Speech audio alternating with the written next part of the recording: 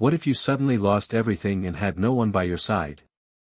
That question kept echoing in Emily Carter's head as she sat on the edge of her bed, staring at her feet in disbelief. It had started with a tingling sensation the night before, a weird, pins and needles feeling that crawled from her heels to her toes. She'd assumed she slept funny. Maybe a nerve got pinched. But this morning, she couldn't feel anything below her knees. Nothing. No pain, no pressure, no warmth, just a hollow, numbing void. Emily tried to stand, but her knees buckled beneath her. She gasped and grabbed onto the nightstand, heart pounding in her chest. This couldn't be happening. Not to her. Not now. She was only 35. She ran a company, employed 30 people, pitched investors, raised millions, designed apps that got millions of downloads. She wasn't someone who got sick. Her phone buzzed on the nightstand with a calendar alert, 9:30 a.m., product strategy call with board. She stared at the screen like it was from another universe. The real world, her world, was slipping through her fingers. Was this how everything unraveled? Slowly? Or all at once? She reached for the phone, cancelled the meeting, and texted her assistant, "Not feeling well today. Cancel all calls." Then she lay back down, eyes wide open, her body tense. The silence was deafening. The walls of her minimalist bedroom suddenly felt sterile, like a hospital room. It was funny, really. She'd built this fortress of productivity, a standing desk, ergonomic chair, smart lights, scheduled breathing reminders, but now it all felt useless. Her legs were numb. And that terrified her. Hit subscribe and leave a comment with where you're watching from. This story might just spark a new beginning. What's one thing that always pushes you forward, even when things get tough? Because Emily Carter had always been a fighter. She built her company from her parents' garage after graduating top of her class at MIT. No investor believed in her app at first. It was too niche, too ambitious, too early. But she'd pushed through every rejection with stubborn optimism. She knew the market. She knew her worth. And eventually, the world caught up. She became the face of female tech entrepreneurship, gracing magazine covers, speaking at conferences, mentoring young founders. But behind the curated posts and media buzz, there was a truth Emily kept buried: she was tired. Bone-deep tired. For the past 6 months, she'd been waking up already anxious, falling asleep only with melatonin or wine, juggling meetings across time zones, feeling like she was racing a clock she didn't set. She hadn't taken a vacation in 3 years. She hadn't seen her college friends in almost that long. Her last real date? She couldn't even remember. Everything had become about growth, scale, market share. She kept telling herself it was temporary. That she'd rest after Series C. That she'd slow down after launch. That she'd take a break when the next milestone was reached. But the milestones never ended. And now, her body had hit a wall she didn't see coming. By noon, she forced herself to crawl to the bathroom, dragging her feet like sandbags. Every movement was awkward, humiliating. She stared at herself in the mirror, eyes bloodshot, lips pale, hair unbrushed. She looked like someone who'd given too much for too long. Someone who forgot she was human. That afternoon, Emily called her family doctor. "Can you come in?" he asked, alarm in his voice. She shook her head. "I can't walk." He arranged for a visiting nurse. Blood pressure, heart rate, reflexes. The nurse was kind but quiet. That worried Emily more than anything. "You'll need some tests," the nurse said. "Soon." The next day was a blur of scans and labs and consultations. Neurology. Rheumatology. Vascular medicine. They asked about recent travel, family history, trauma, viral infections. Emily answered everything like a robot. No, she hadn't been overseas. No, no family history of MS. No, no injuries. Just stress. Endless, bone-grinding stress. It could be neuropathy. Could be spinal. Could be functional, one doctor said. We'll need to rule things out. That phrase stuck with her. Rule things out. Like ticking off boxes on a form. The uncertainty gnawed at her. Every new test led to more questions. Every hour brought more fear. She Googled symptoms until 3 a.m., spiraling into a black hole of worst-case scenarios. ALS. MS tumors. Chronic fatigue. Lyme disease. Long COVID. The internet offered a buffet of nightmares. But no answers. Just like the doctors. Emily didn't tell anyone at work. She couldn't. The board was nervous about market conditions. A rumor about her health could tank investor confidence. She kept smiling in emails. Delegated quietly. Told her assistant she was on a creative retreat. But inside, she was unraveling. Her friends noticed her withdrawal. You okay? Sarah texted. Want to get lunch? Emily lied, just taking some time offline. Recharge. She couldn't bring herself to say the truth, I can't feel my legs. I think I'm falling apart. The numbness came and went in waves. Some mornings were better. Others, she could barely stand. It wasn't consistent, which made it even scarier. Was she imagining it? Was it in her head? The phrase, functional neurological disorder, came up in one report. It made her angry. She wasn't faking this. She wasn't dramatic. She was a rational, logical person.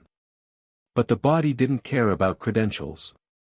The body didn't care about KPIs. It only cared about survival. Emily began journaling. Not for answers, but to anchor herself. She wrote about her fear. Her frustration. Her childhood. Her loneliness. Memories came rushing back, her father working double shifts to pay for her robotics camp. Her mother crying when Emily got into MIT.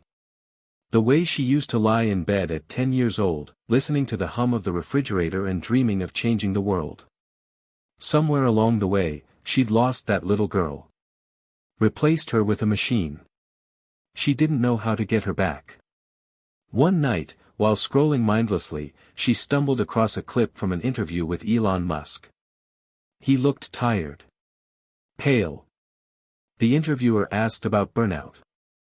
Musk chuckled, hollow. This has been the most painful year of my career, he said. There were times I didn't leave the factory for days. I was sleeping on the floor. I've been using Ambien just to fall asleep. Emily sat up, stunned. She wasn't alone. Even the richest man in the world couldn't outrun exhaustion. Maybe no one could. That clip changed something in her. She wasn't broken. She was human. She booked an appointment with a therapist. Started PT. She cut back on caffeine. Began meditating. Baby steps.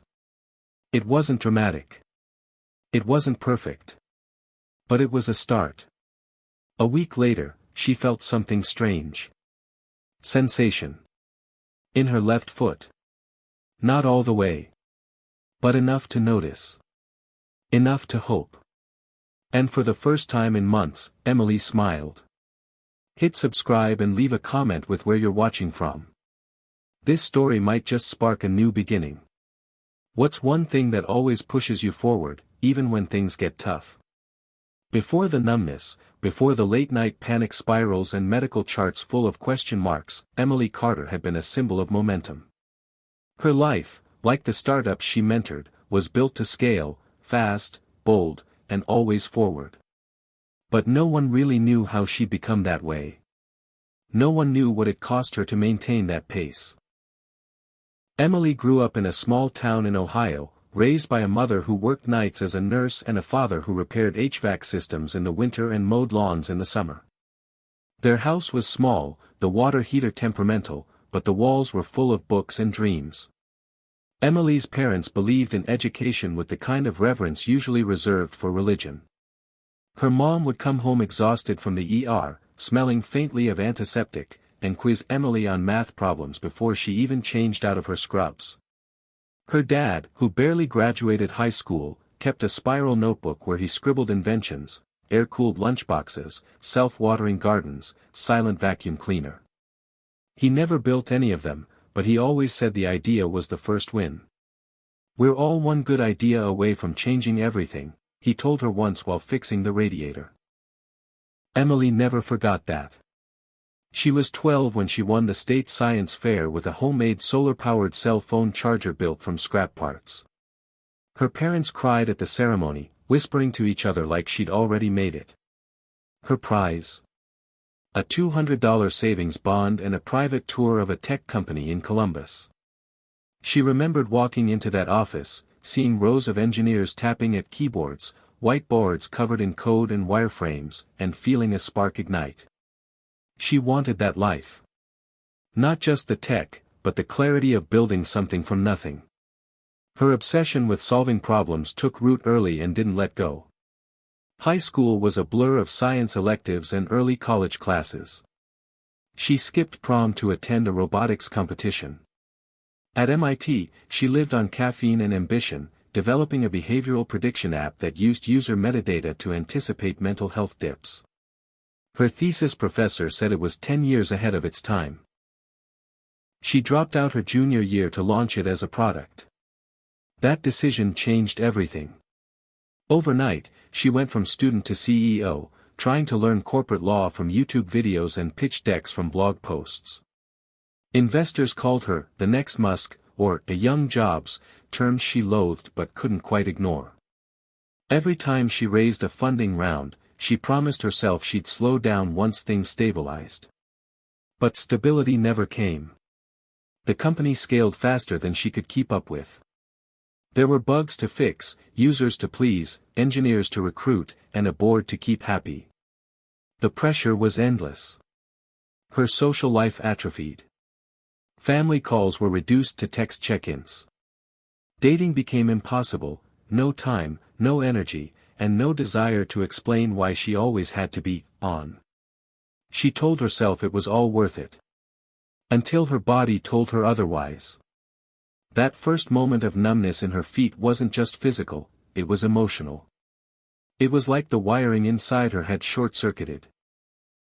The little girl who once built solar chargers in her basement had become a woman running on fumes, disconnected from her body, her relationships, even her own dreams. Her parents noticed the shift before she did. "You look tired," her mother would say during video calls. "Are you eating? You should see a doctor," her dad added. "You never stop moving. People aren't machines, Em." But she dismissed them with practiced deflections. "Just busy. It's a good problem to have." She believed that. Or wanted to. But even before the health scare, she'd started waking up with a sense of dread she couldn't name. Her calendar, once a sign of purpose, had become a source of anxiety. Each meeting was a mountain. Each pitch a battlefield. The excitement was gone. In its place, fear. Fear of slowing down, fear of being irrelevant, fear that if she stopped for even a second, everything she built would collapse. That fear didn't start in adulthood. It started in childhood, in a house where every dollar counted and every achievement was proof that the sacrifices weren't for nothing.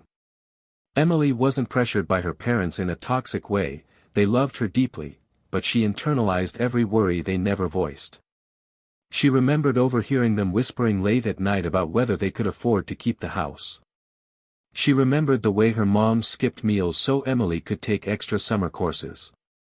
She remembered the time the car broke down and her dad fixed it with duct tape and a wrench and a prayer, just to get her to a science camp 3 hours away. Those moments etched something deep into her, a relentless need to prove she was worth it.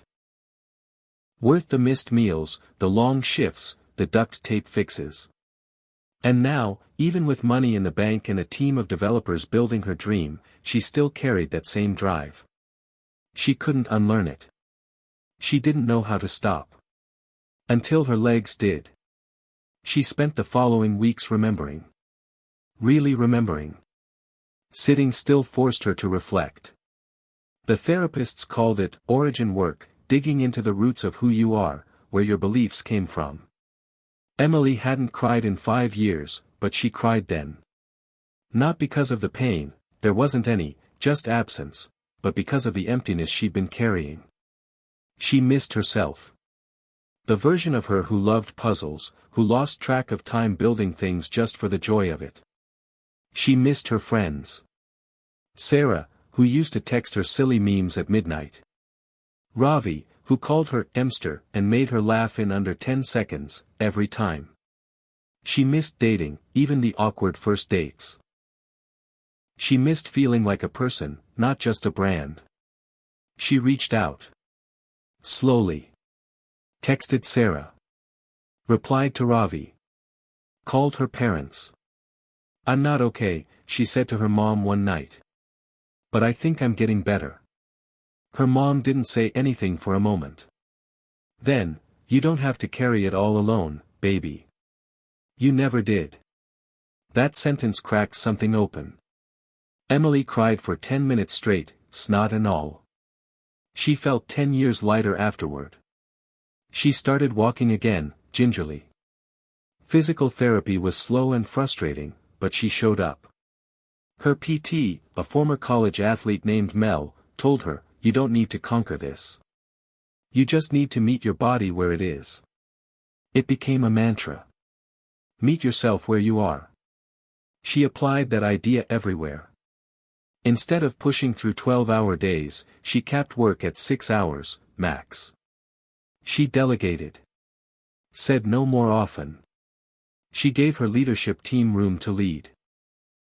At first, it terrified her, like handing the wheel to someone else mid-drive, but slowly, she saw they didn't just manage, they thrived. Her company didn't fall apart. It adapted. And so did she. Emily began writing again. Not code, but journal entries, poems, little essays. She didn't share them. They weren't for the brand. They were for her. She wrote about breath. About stillness. About rediscovery. She wrote about her younger self and what she would say to her now, "You don't have to prove anything. You're already enough." She believed it. Most days. Not all. Healing wasn't linear. But it was real. The more she shared her story with close friends, the more she heard versions of her own pain mirrored back. Burnout wasn't rare, it was common, almost expected. People wore it like a badge of honor. Emily didn't want that badge anymore. She wanted balance. Love. Rest. She wanted mornings that didn't start with dread. She wanted a life, not just a legacy. So she started building one. Slowly. Intentionally. Not as a company. As a person. The numbness didn't go away overnight. Some days it felt like progress, other days like punishment. But Emily Carter was learning not to fight it, not to treat her own body like an enemy that had betrayed her. Instead, she approached each morning with curiosity rather than fear. Could she wiggle her toes? Could she feel the floor beneath her heel? Could she stand up without leaning on the wall? Each tiny success felt like winning a war, but she tried not to think in battles anymore. It wasn't about winning or losing. It was about showing up. Still, the outside world didn't wait. While Emily worked on healing, tension was brewing inside her company. Her interim COO, Kara, had taken charge during Emily's absence. Kara was competent, sharp, and incredibly driven. But Emily started noticing little signals, projects she wasn't looped in on, investor meetings she wasn't told about, strategy calls where her name barely came up. At first, she told herself it was paranoia. She had asked Kara to lead. Delegating was healthy. Normal. Necessary. But when she joined a late-week product sync and discovered that Kara had greenlit a feature Emily explicitly delayed months earlier, one that posed ethical concerns around user data, her chest tightened. Why wasn't I consulted? Emily asked, trying to keep her voice steady. Kara didn't flinch. We were on a timeline. The engineers were ready. The board wants velocity. Emily stared at the Zoom screen, face expressionless, but inside, anger and disappointment swirled together like a storm. Velocity without integrity gets people hurt, she said. It's a data-driven feature, Emily, Kara replied. It's what we built the platform for. If we don't use it, someone else will. Emily logged off that call with a bitter taste in her mouth. That night, she couldn't sleep. She lay in bed staring at the ceiling, legs tingling, not from neuropathy this time, but from adrenaline and stress. The same kind of stress that had started all of this. She had spent years building a company that claimed to care about mental health. And now it was making decisions that compromised that mission. What was worse, she was letting it happen. The next morning, she called an emergency meeting with Kara. They spoke over coffee at a quiet cafe near the office. Emily wore sneakers and a hoodie. Kara showed up in a crisp pantsuit, always 5 steps ahead. I appreciate everything you've done these past few weeks, Emily began. But I need to be clear about where we draw the line. Kara's face didn't change. This is about the data module. Emily nodded. That was a conscious delay. Not a dropped ball. You moved forward on something I explicitly put on hold. Kara crossed her arms. You've been distant. We needed to keep momentum. The board expects growth. And I expect ethics, Emily shot back, more forcefully than intended. You don't make unilateral calls that affect how we treat our users. There was a beat of silence. Then Kara said, You've been gone, Emily. And while I respect your vision, I also have a responsibility to keep the company alive. I'm not gone, Emily said, her voice steady now. I've been recovering. That doesn't mean I've surrendered leadership. Kara leaned back in her chair. So what now? Are you stepping back in full time? Emily exhaled. That was the question, wasn't it? Could she come back without falling into the same trap? Could she lead without losing herself? I'm stepping back in, she said. But I'm not stepping back into burnout. This company is going to operate differently going forward. Starting with transparency. And boundaries. Kara didn't respond. Her silence said enough. The meeting ended with a polite handshake, but the air between them had changed. Emily knew she'd have to watch her back now. But she also knew she'd made the right call. That same week, she spoke with the board. It was awkward, at first. She explained her health scare, the stress-related symptoms, the work she'd been doing in therapy, and her vision for a healthier company culture.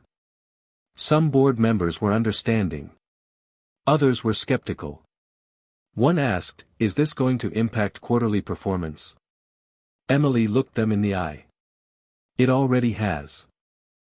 But I'd rather take a temporary dip than lose everything because we ignored the warning signs. They didn't like it. But they didn't stop her either. That was enough. Emily knew change would be slow, and resistance would be high. But she wasn't doing this for approval anymore. She was doing it because it was necessary. For herself. For her team. For the mission. She started holding one-on-one meetings with her senior staff. Not to micromanage, but to listen. She asked each of them the same question, What's the one thing you wish we were doing differently here? The answer surprised her. I wish we celebrated small wins more. I wish I didn't feel guilty using my PTO.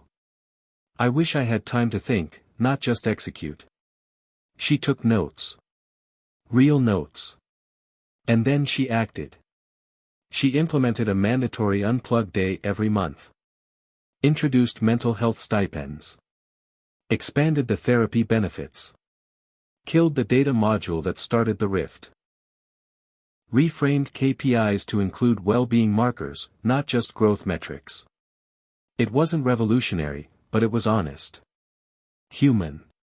The reaction from the team was mixed, some embraced it, others rolled their eyes, but over time, she noticed the tone shift. Meetings became more grounded. Employees stayed on longer. Burnout complaints dropped. Emily herself felt more energized. She even started walking to the office on good days. Her feet still tingled sometimes. Her calves ached occasionally. But she could move. She could breathe. And that meant everything. Still, the hardest change wasn't structural. It was personal. One Friday evening, long after everyone else had gone home, Emily sat alone in her office, staring at a photo of herself from her early founder days, big hoodie, bigger smile. That girl had believed she could do anything. Now she understood the difference between doing everything and doing what mattered. She pulled out her journal and wrote, "I used to think growth was about speed. Now I know it's about roots. Going deeper. Not just farther." Just then, her phone buzzed. A text from Sarah. "Game night this Saturday? Don't make me come drag you." Emily smiled. "I'll be there," she typed. Then, as if it were the most natural thing in the world, she put her phone away, turned off her screen, and left the office. No last-minute email. No late-night fire drill. Just a woman learning, finally, how to walk away. The rain came down in sheets, slapping against the windows of the airport lounge where Emily Carter sat with her laptop closed and hands wrapped around a paper cup of chamomile tea.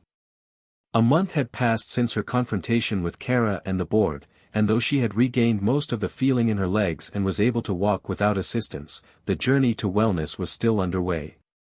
Today wasn't about board meetings or burnout. It was about something unfamiliar. Escape. She'd booked the ticket spontaneously, against every instinct that told her to stay close to the office, to remain reachable, to keep performing. But something deeper had started whispering in her bones, a voice she hadn't heard since childhood, that said go. Just go. The destination? Sedona, Arizona. Emily had never been before, but something about red rocks and desert silence called to her. She'd heard people describe it as spiritual, transformative, even weird in the best possible way. Maybe she needed weird. Maybe she needed anything that wasn't product launches or metrics. As she boarded the plane, she caught her reflection in the window. She looked peaceful. Not glowing, not entirely healed, but softer around the eyes. A woman shedding layers. She landed to sunshine and dust and the scent of sage in the air. The shuttle from the airport took her past sprawling mesas and rock formations that looked sculpted by gods. The landscape felt otherworldly, like stepping into a place outside of time. Her Airbnb was a modest adobe house tucked into a hillside, with a wraparound porch and a view that made her chest ache. No schedule. No plans. No pressure. The first night, she stood barefoot on the porch and watched the stars come alive, more brilliant than any city sky could ever allow. She didn't check her email. Didn't scroll. She just stood there, feeling her body for once, not in fear but in presence. That night, she slept without melatonin. The next morning, she woke early and wandered into town, stopping at a cafe that served turmeric lattes and vegan muffins. The barista had pink hair and asked her if she was visiting for a vortex experience. Emily laughed. "Is that a tourist thing or a spiritual thing?" "Both," the barista said with a grin. "You should hike Cathedral Rock. People cry there, like, all the time." So she went. Bought hiking boots at a local shop, filled her water bottle, and made her way to the trailhead. The sun was warm but not punishing. The path wound upward, slowly at first, then steeper as the terrain narrowed. She took breaks. No rush. She could feel her calves working, her breath deepening. Her legs still tingled occasionally, a low hum of reminder. But they carried her. And that, in itself, was a kind of miracle. At the summit, she sat on a sun-warmed boulder and looked out over the valley. The view was endless, layers of red and orange and gold stretching into eternity. She cried, just a little. Not from pain, but release. There was something about the vastness, the silence, the realization that the world continued without her input. The universe didn't need her to push or pull or build. It simply existed. And so could she. A man nearby, silver-haired and wearing a necklace made of wooden beads, turned to her and said, "First time?" Emily nodded. "Feels like the first time I've stopped moving in years." He smiled gently. "Stillness has answers speed never will." She didn't respond. She just breathed. Over the next few days, she gave herself permission to wander. She attended a guided meditation under a juniper tree. Took a pottery class. Walked barefoot in a creek. She even let a Reiki healer hover over her with crystals, despite her initial skepticism. It wasn't about believing in magic, it was about allowing herself the freedom to experience softness. One night, after a long walk through the canyon, she found herself journaling again. Only this time, it wasn't about symptoms or strategy. It was about joy. She wrote about the way the sun hit the rocks at 4 p.m., the laugh of the woman who ran the lavender shop, the way her body felt less like a machine and more like a home. She realized something she hadn't dared admit before: she didn't miss the hustle. She didn't miss the inbox overflow, the scramble, the performance of being constantly impressive. She missed meaning. And not the kind of meaning that came from accolades or public success. The kind that came from connection, presence, creativity. She remembered the first version of her app, the one she coded in her college dorm, not for profit, but to help people track their emotional rhythms. Before the funding. Before the spotlight. That version of her wasn't trying to be a mogul. She was trying to heal. Maybe it was time to return to that core. Strip everything back. Let the mission be human again. On her last night in Sedona, she met a woman named Maya who ran a nonprofit teaching digital literacy to underserved teens. They talked for hours over herbal tea, trading stories about burnout, tech, purpose. Maya said, "The thing about success is no one warns you how loud it gets. You can't hear your own voice over all the applause." That line stayed with Emily. She flew home the next morning with dirt on her boots, peace in her lungs, and something softer in her chest. A new question had taken root: what if healing wasn't a detour, but the actual destination? Back in the city, the noise returned, but it no longer ruled her. She showed up to work differently. Quieter. More intentional. People noticed. One of her junior developers said, "You seem lighter." Emily smiled. "I think I am." She began revamping not just her schedule but the company's mission. They launched a new initiative called Back to Purpose, encouraging employees to pitch projects that supported mental health, education, and ethical tech. No metrics attached. Just impact. The idea took off. Internal morale spiked. Even Kara seemed impressed. They weren't moving as fast as before. But they were moving better. Emily had lunch with her parents the following weekend, sitting on their back porch with lemonade and homemade pie. Her father looked at her legs and asked quietly, "How are you really doing?" She paused, then answered honestly. "Still healing. But for the first time, I think I'm doing it right." Her mom squeezed her hand. No words. Just presence. Later that night, Emily lay in bed, legs tingling faintly, not from illness, but from the miles they'd walked in Sedona. She closed her eyes and felt the red rocks beneath her again. Solid. Ancient. unmoved by the chaos of human striving. She thought about the version of herself who once believed rest was weakness. She didn't judge that version anymore. She just whispered thank you. Because that woman built something incredible. But the woman she was becoming? She was learning to build something even rarer. A life. Emily Carter sat cross-legged on the floor of her sunlit apartment, surrounded by open notebooks, half-empty mugs of herbal tea, and the hum of a playlist quietly drifting from her Bluetooth speaker. Outside, the city moved at its usual clip, cars honking, people talking on phones, deliveries being made. Inside, though, there was a kind of stillness she hadn't known in years. This wasn't the stillness of exhaustion, or illness, or waiting for a diagnosis. It was intentional. Chosen. Nourishing. She had started a new habit, something simple but transformative. Every morning, before checking emails or Slack messages, before opening her laptop or even her journal, she'd sit in silence for 10 minutes. No apps. No prompts.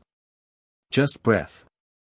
The idea had come from her therapist, who told her that productivity without presence was like planting seeds in concrete. You need to let the soil soften, she'd said. So Emily sat.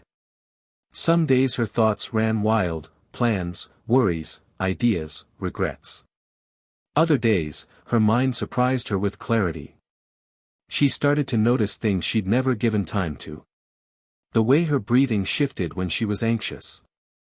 The way sunlight moved through her window around 9 a.m.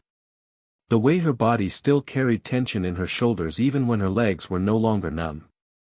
And slowly, the numbness had stopped dominating her thoughts. Not because it disappeared completely, but because it no longer defined her. Her feet still tingled from time to time, and her left leg occasionally felt weaker than the right, but she'd stopped reacting with panic. It was just part of her now. Something to monitor, not fear. She had follow-up scheduled, neurology, physical therapy, holistic care. The mystery of what exactly caused it remained unresolved, but all signs pointed to functional neurological disorder triggered by chronic stress. Her nervous system had overloaded. And for too long, she'd ignored the early alarms.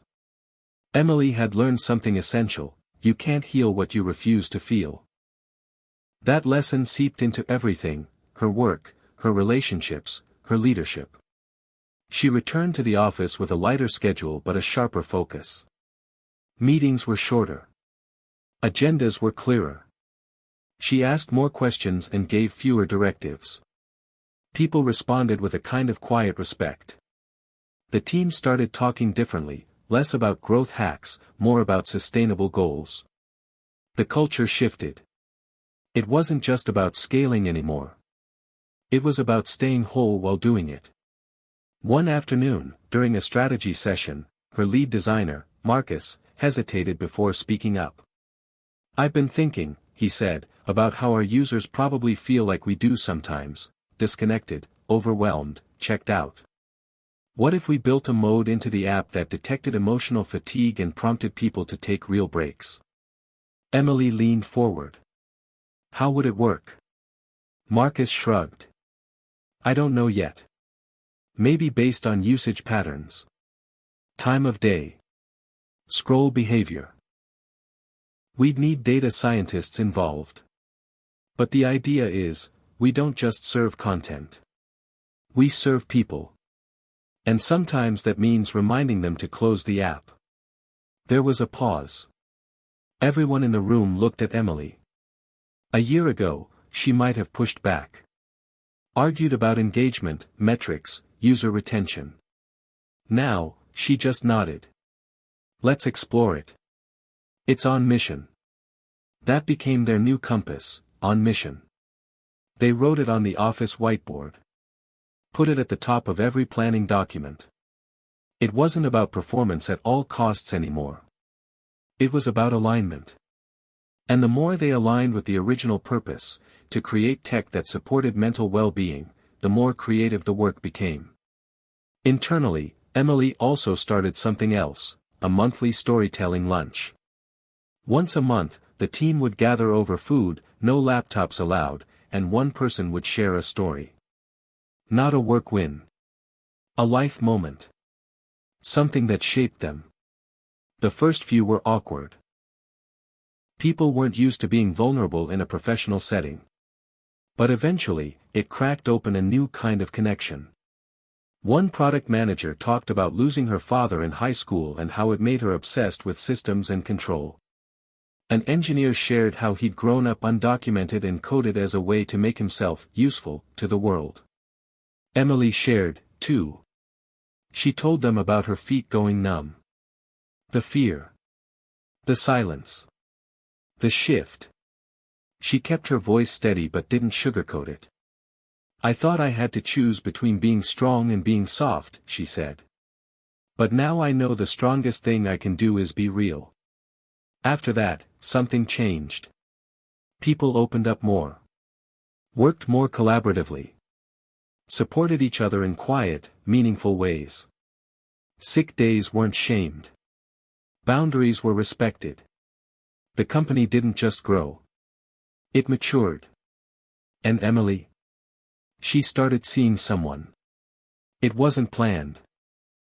Nothing about it was. She met Jordan at a bookstore where she was browsing a memoir called The Body Keeps the Score. He was tall, soft-spoken, with laugh lines and an easy smile.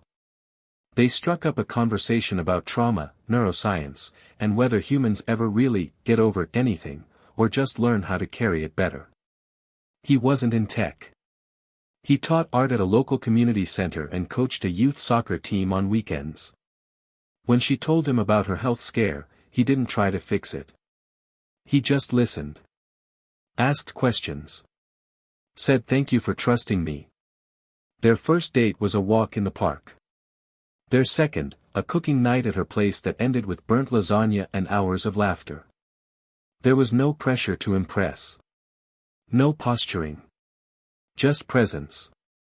And that, for Emily, was more intimate than anything she'd known in years. She didn't need to be the founder. The powerhouse. The brand. She just needed to be herself. One quiet Sunday morning, she woke in Jordan's arms, the sunlight cutting through the curtains, and felt something she hadn't felt in a long time. Safe. Not from danger. But from herself. From the internal engine that had always pushed, always demanded more. That voice had softened. Not gone, but quieter. She still had ambition. Still cared about her work, her impact, her legacy. But now, she also cared about her mornings. About laughter. About stillness. She'd discovered something radical in its simplicity. Her life wasn't a product to optimize. It was an experience to feel. Later that week, she hosted the first open-door evening at the company, a casual drop-in hour where any employee could stop by and talk about anything. Not performance reviews. Not projects. Just life. She expected 2 or 3 people. 15 showed up. They sat on beanbags and folding chairs, shared popcorn and stories. One intern asked her, "What would you do differently if you were just starting now?" Emily smiled. Thought for a second. I'd slow down sooner. I'd listen more. I'd rest before I had to. Another asked, "What keeps you going?" She paused. Then said, "Hope. And the belief that we can build things that heal instead of harm." After everyone left, she stayed behind in the office for a while, watching the city lights flicker through the windows. She thought about the journey, about the girl building solar chargers in her parents' garage, about the woman who couldn't walk across her apartment without crying, about the leader she was becoming. And then, like a quiet wind, a memory surfaced, something her father said when she was 12, after her science fair win, when she asked him if he was proud of her. "Always," he said. "Not because you won. Because you're you." She hadn't understood it then. She did now. It happened on an ordinary Wednesday, the kind of day that starts without warning and ends with everything changed. Emily Carter was walking home from the office, the early spring air cool against her cheeks, a reusable tote slung over one shoulder with groceries bouncing inside. Her feet no longer felt like foreign objects, just feet. Sometimes tired, but hers. She had left work early that day, something she allowed herself now. No guilt. No overcompensating. Just the quiet satisfaction of a good day, and the anticipation of making pasta with Jordan and listening to that record he kept talking about. She had just reached the corner of 9th and Lexington when her phone buzzed in her coat pocket.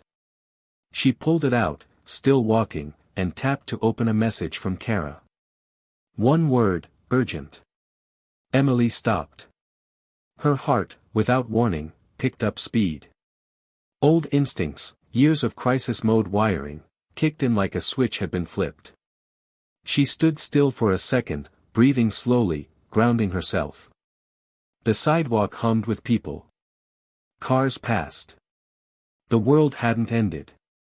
She opened the message fully. There was a data breach. A third-party integration they'd used for internal performance tracking had been compromised. Employee information, system logs, potential access to limited user metadata. The vendor had discovered it during a routine audit but hadn't informed them immediately. They were finding out now, after a journalist had contacted the company asking for a comment. Emily felt the shift instantly. The weight. The pressure. It sat on her shoulders like a familiar coat. She turned on her heel and walked briskly back to the office. By the time she arrived, Kara and the security lead were already in the war room, laptops open, voices low but tight with tension. Kara stood when Emily entered. "We're containing it," she said. "So far, it doesn't look like core data was accessed, but we can't be sure yet." Emily didn't speak. She sat down, pulled her laptop from her bag, and opened her security protocols folder. The room fell into the rhythm of emergency. Data review, containment plans, comms drafts. Emily moved with calm precision, guiding her team, asking questions, clarifying risks. But inside, she felt a slow churn, like gears starting to grind again after weeks of rest. She stayed through the night. Not because she had to, but because she wanted to. She needed to understand every angle, not out of control but out of care, for her team, her users, the company she had fought to build with integrity. At 3:42 a.m., they confirmed no user health data had been accessed. Containment complete. They would issue a transparency statement and alert stakeholders before the story broke. Kara looked at her and said, "I forgot how steady you are under pressure." Emily didn't smile. She was tired. But clear. "This isn't pressure," she said. "It's just honesty. That's all we owe anyone now." She went home at sunrise. Jordan was already up, making coffee. He didn't ask questions. Just handed her a mug and sat beside her on the couch. She didn't speak for a full minute. Then she said, "I thought I was done with nights like that." Jordan sipped his coffee, thoughtful. "You're not the same person who used to run herself into the ground.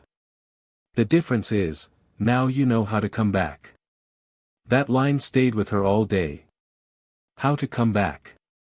Not bounce back. Not rebound. Come back. Intentionally. Gently. As herself. The breach never ballooned into a crisis. They handled it transparently. Users respected the honesty. The board commended the rapid response. But for Emily, it was a wake-up call, not because of the breach, but because of how quickly her nervous system had tried to pull her back into the old mode of operating. Go faster. Solve everything. Be the hero. She knew then that healing wasn't a destination. It was a practice. And it had to be chosen over and over again. She made a decision that week. A real one. Not reactionary. Not forced. She would step down as CEO. Not because she was broken. Because she was ready.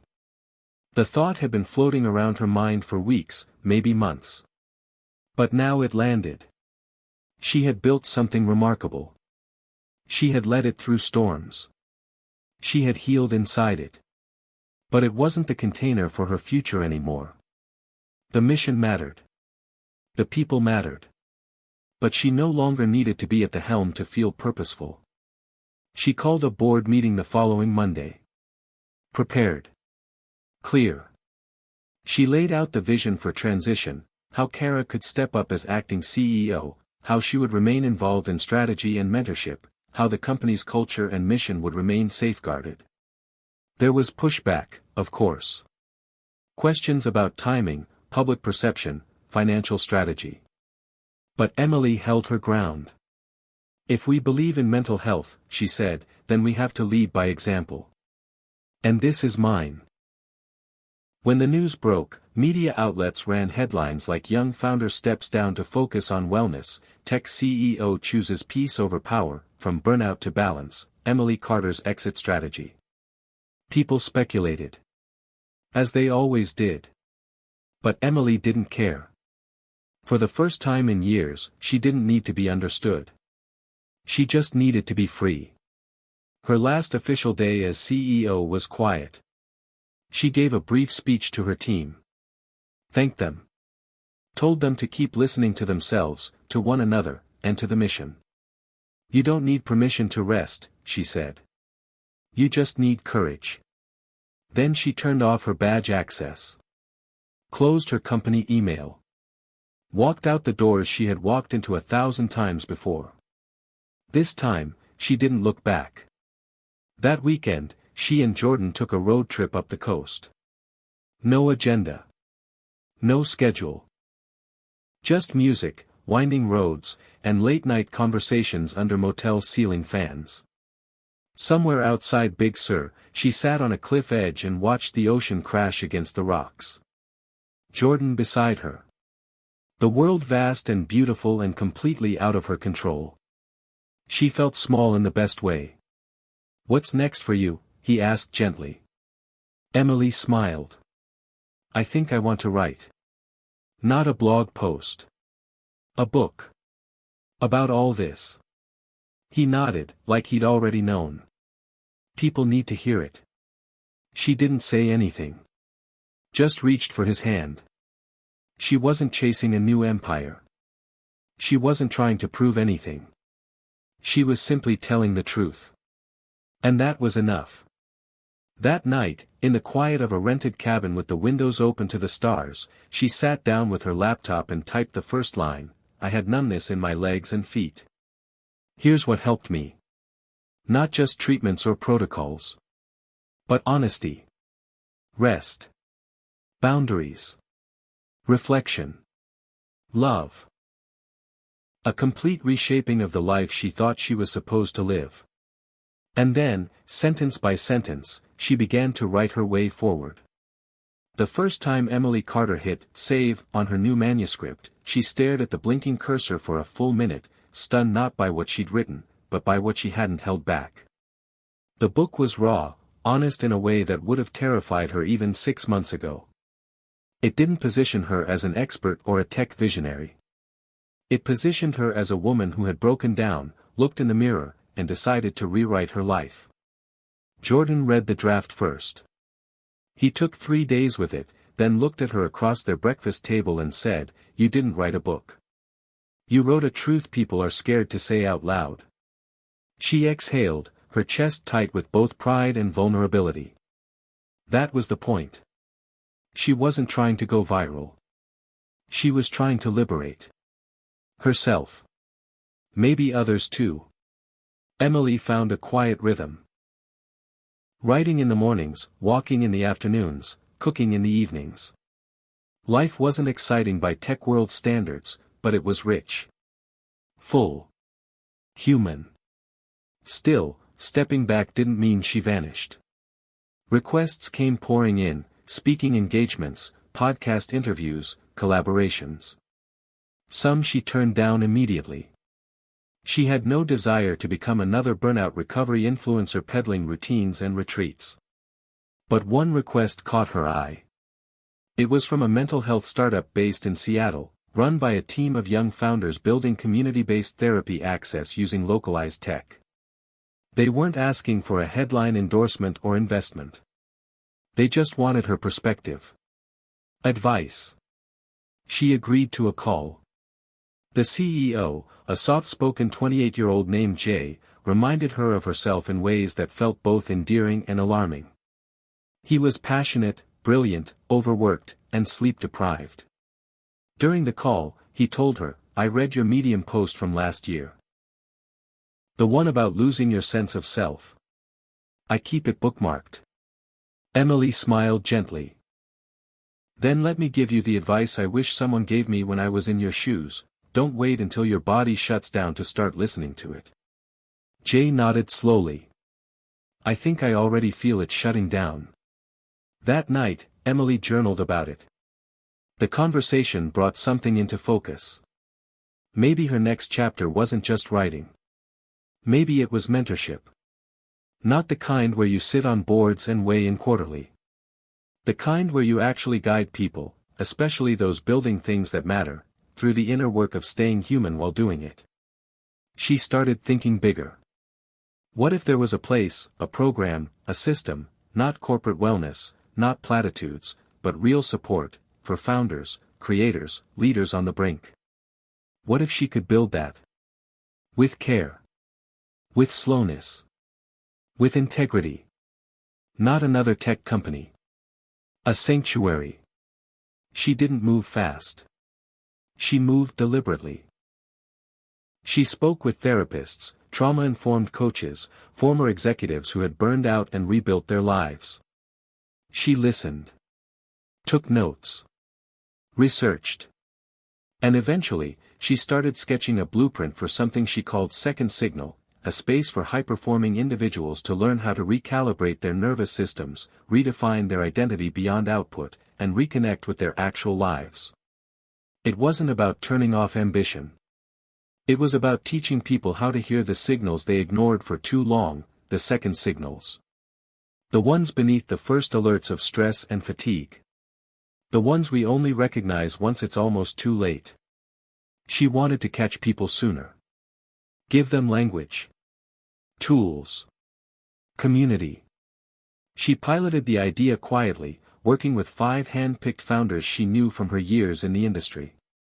They met twice a month in a virtual circle.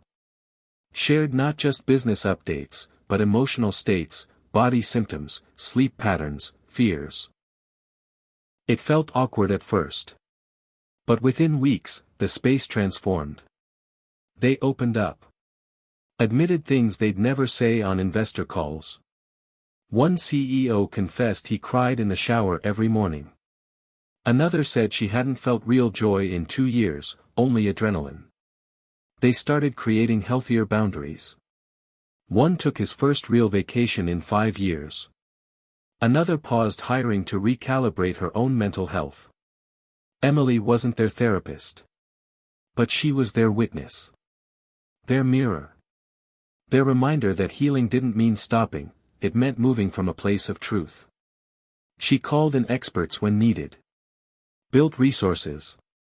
Created a workbook. And every session, she opened with the same question: what is your body telling you that your calendar won't? The answers changed everything.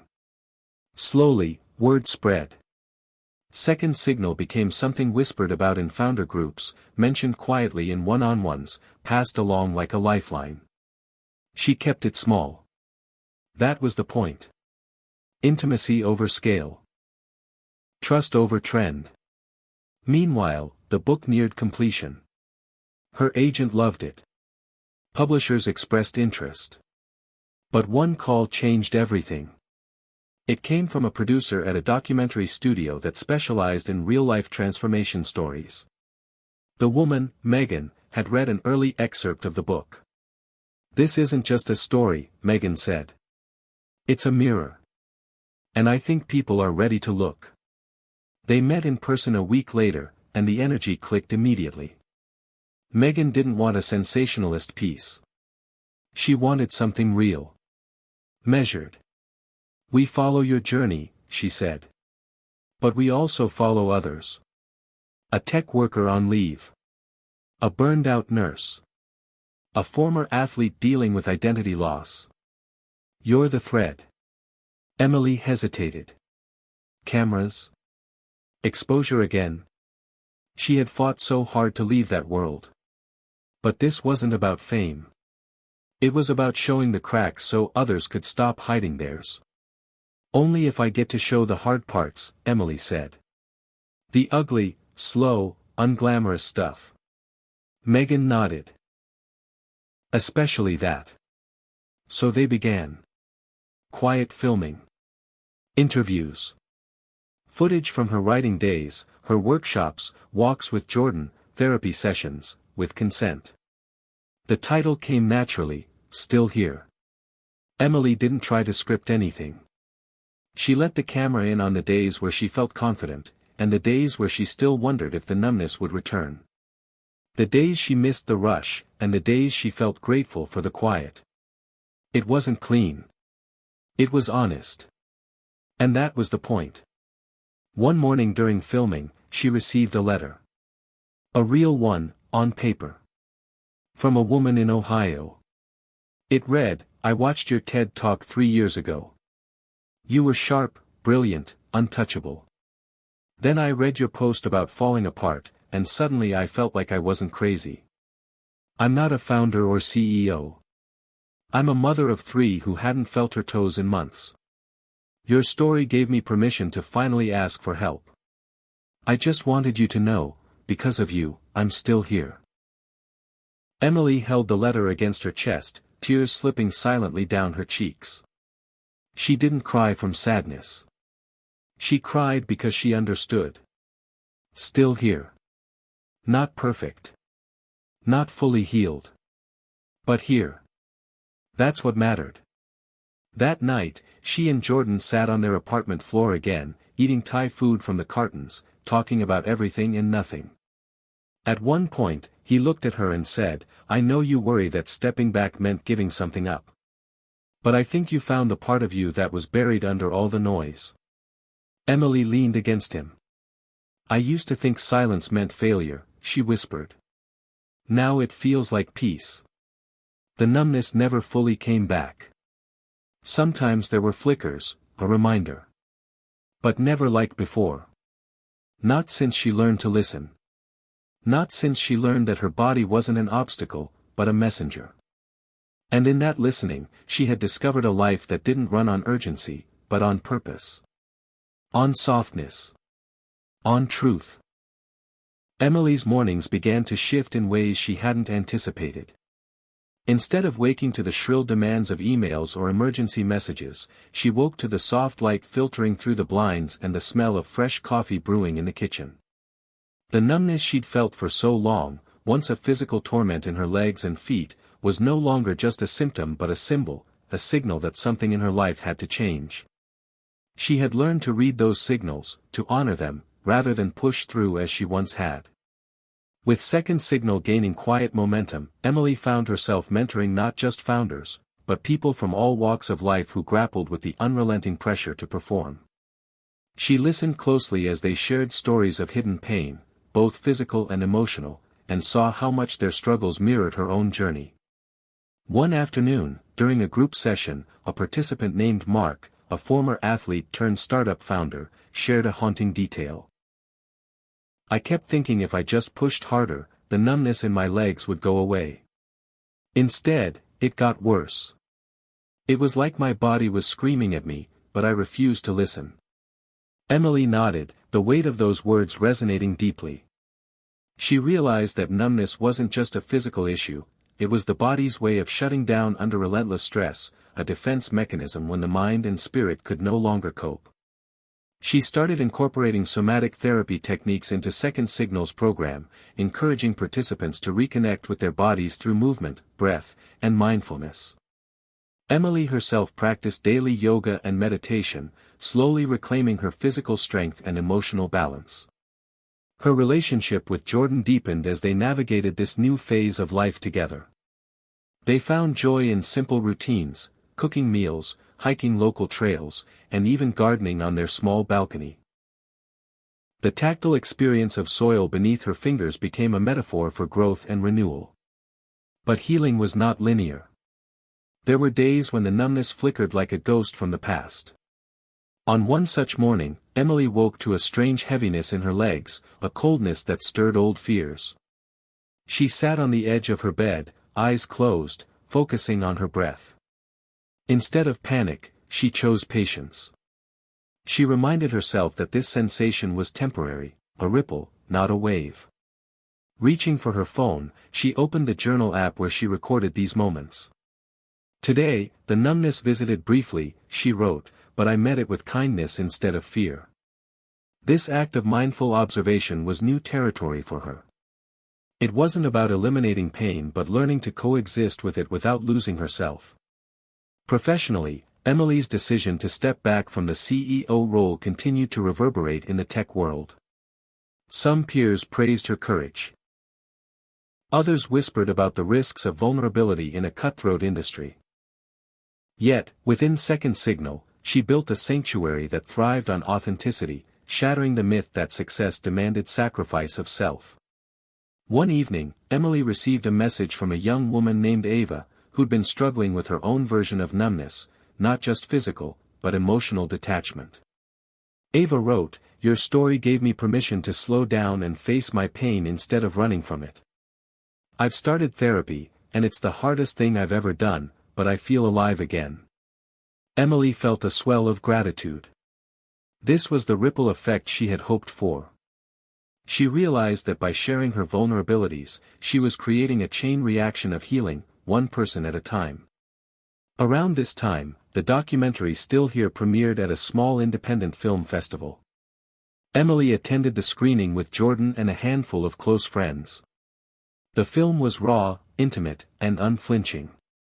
Viewers saw her struggles, her setbacks, and her breakthroughs. The reception was overwhelmingly positive, with many expressing how deeply the story resonated with their own hidden battles. After the screening, a woman approached Emily with tears in her eyes. "I've never spoken about my chronic pain with anyone," she said. "Watching your journey gave me the courage to finally ask for help." Emily held her hand, feeling the profound connection that pain and healing could create between strangers. She realized that her numbness had transformed from a source of shame into a bridge for empathy.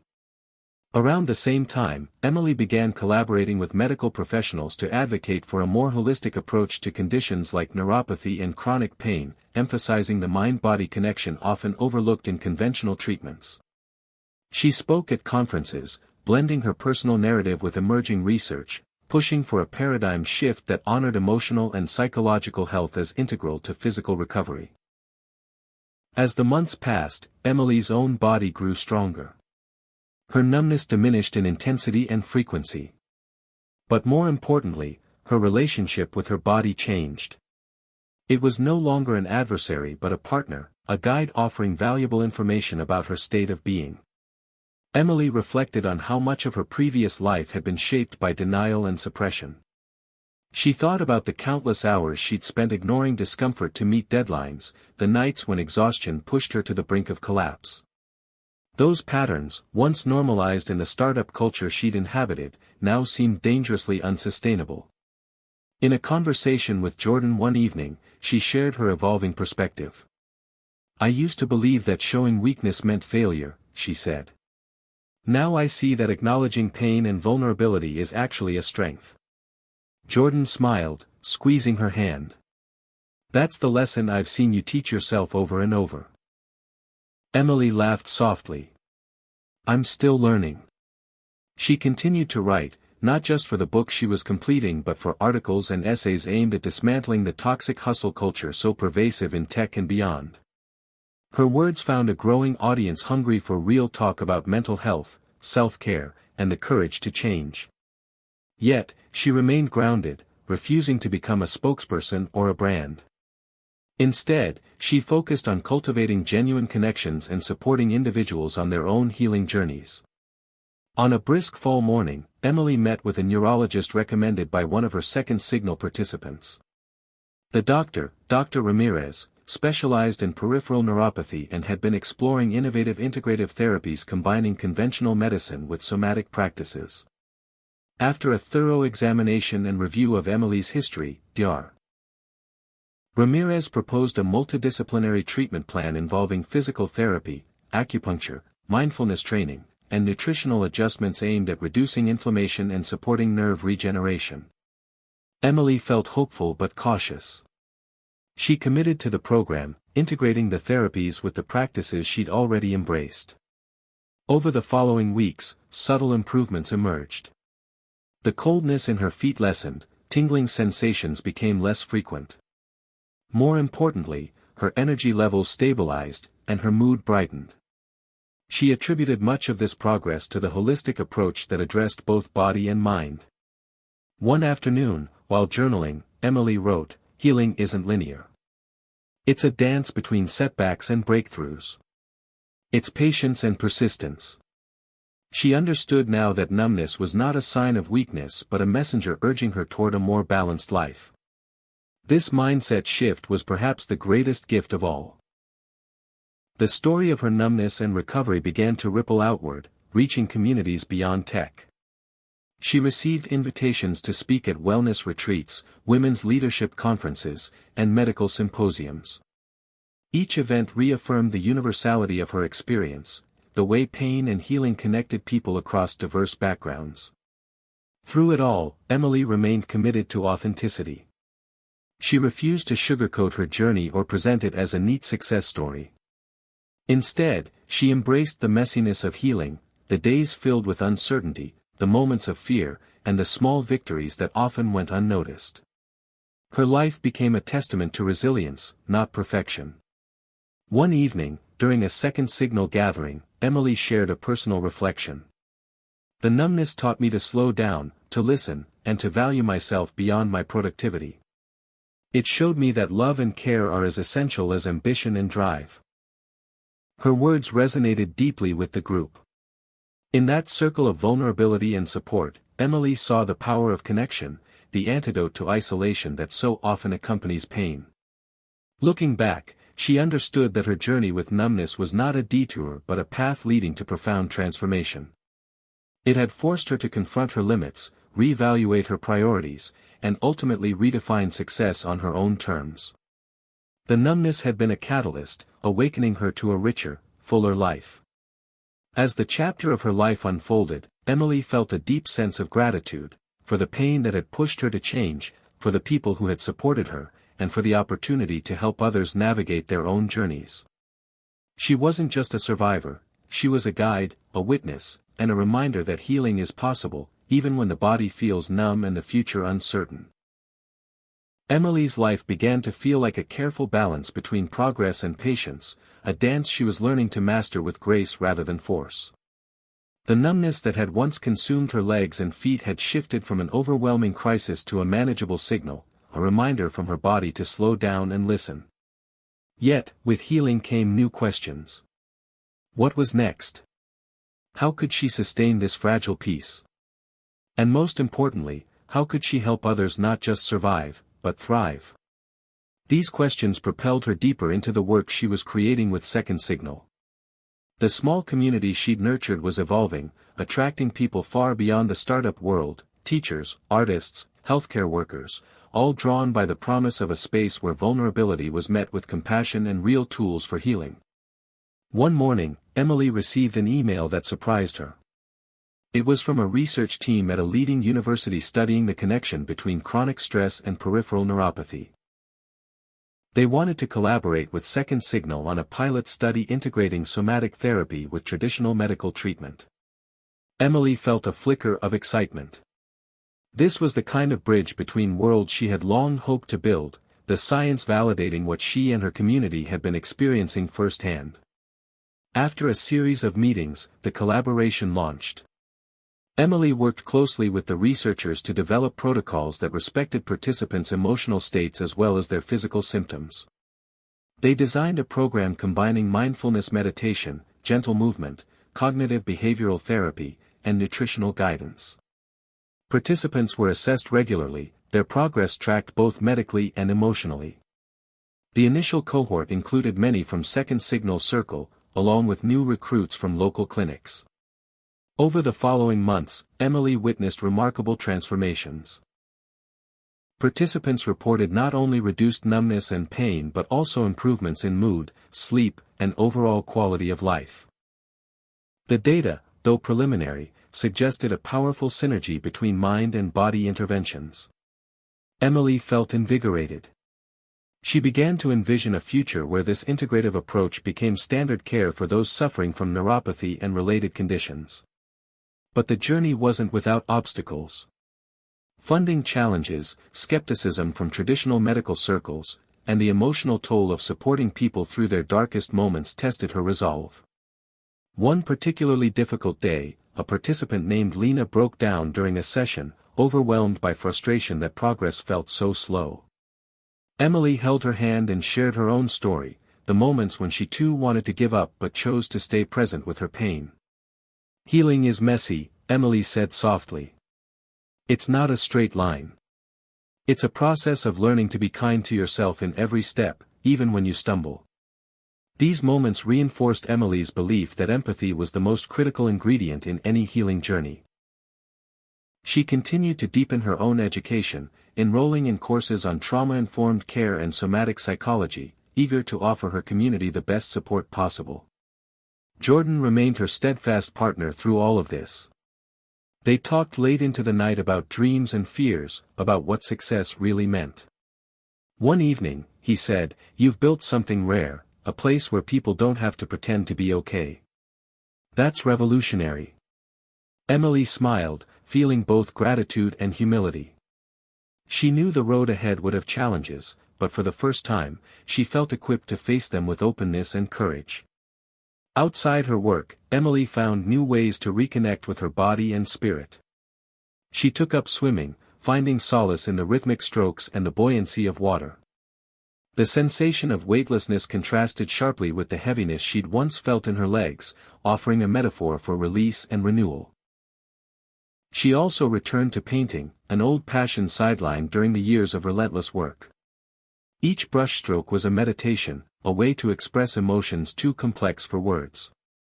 This creative outlet became a vital part of her healing, reminding her that life was not just about fixing what was broken but also about creating joy. As the seasons changed, so did Emily's outlook. She started traveling again, but with a new mindset, slower, more intentional, savoring moments rather than racing to check off destinations.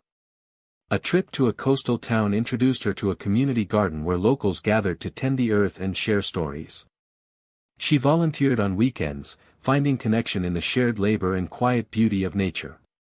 This experience grounded her, reinforcing the lessons she had learned about patience and presence. Professionally, Emily's book neared completion. She poured her heart into every page, determined to capture the raw truth of her journey, the pain, the setbacks, the breakthroughs. She wanted readers to understand that numbness wasn't just a physical ailment but a call to reclaim life on their own terms. The publishing process brought its own challenges, edits that demanded vulnerability, deadlines that tested her limits, and moments of self-doubt. Yet, each hurdle reminded her of how far she'd come.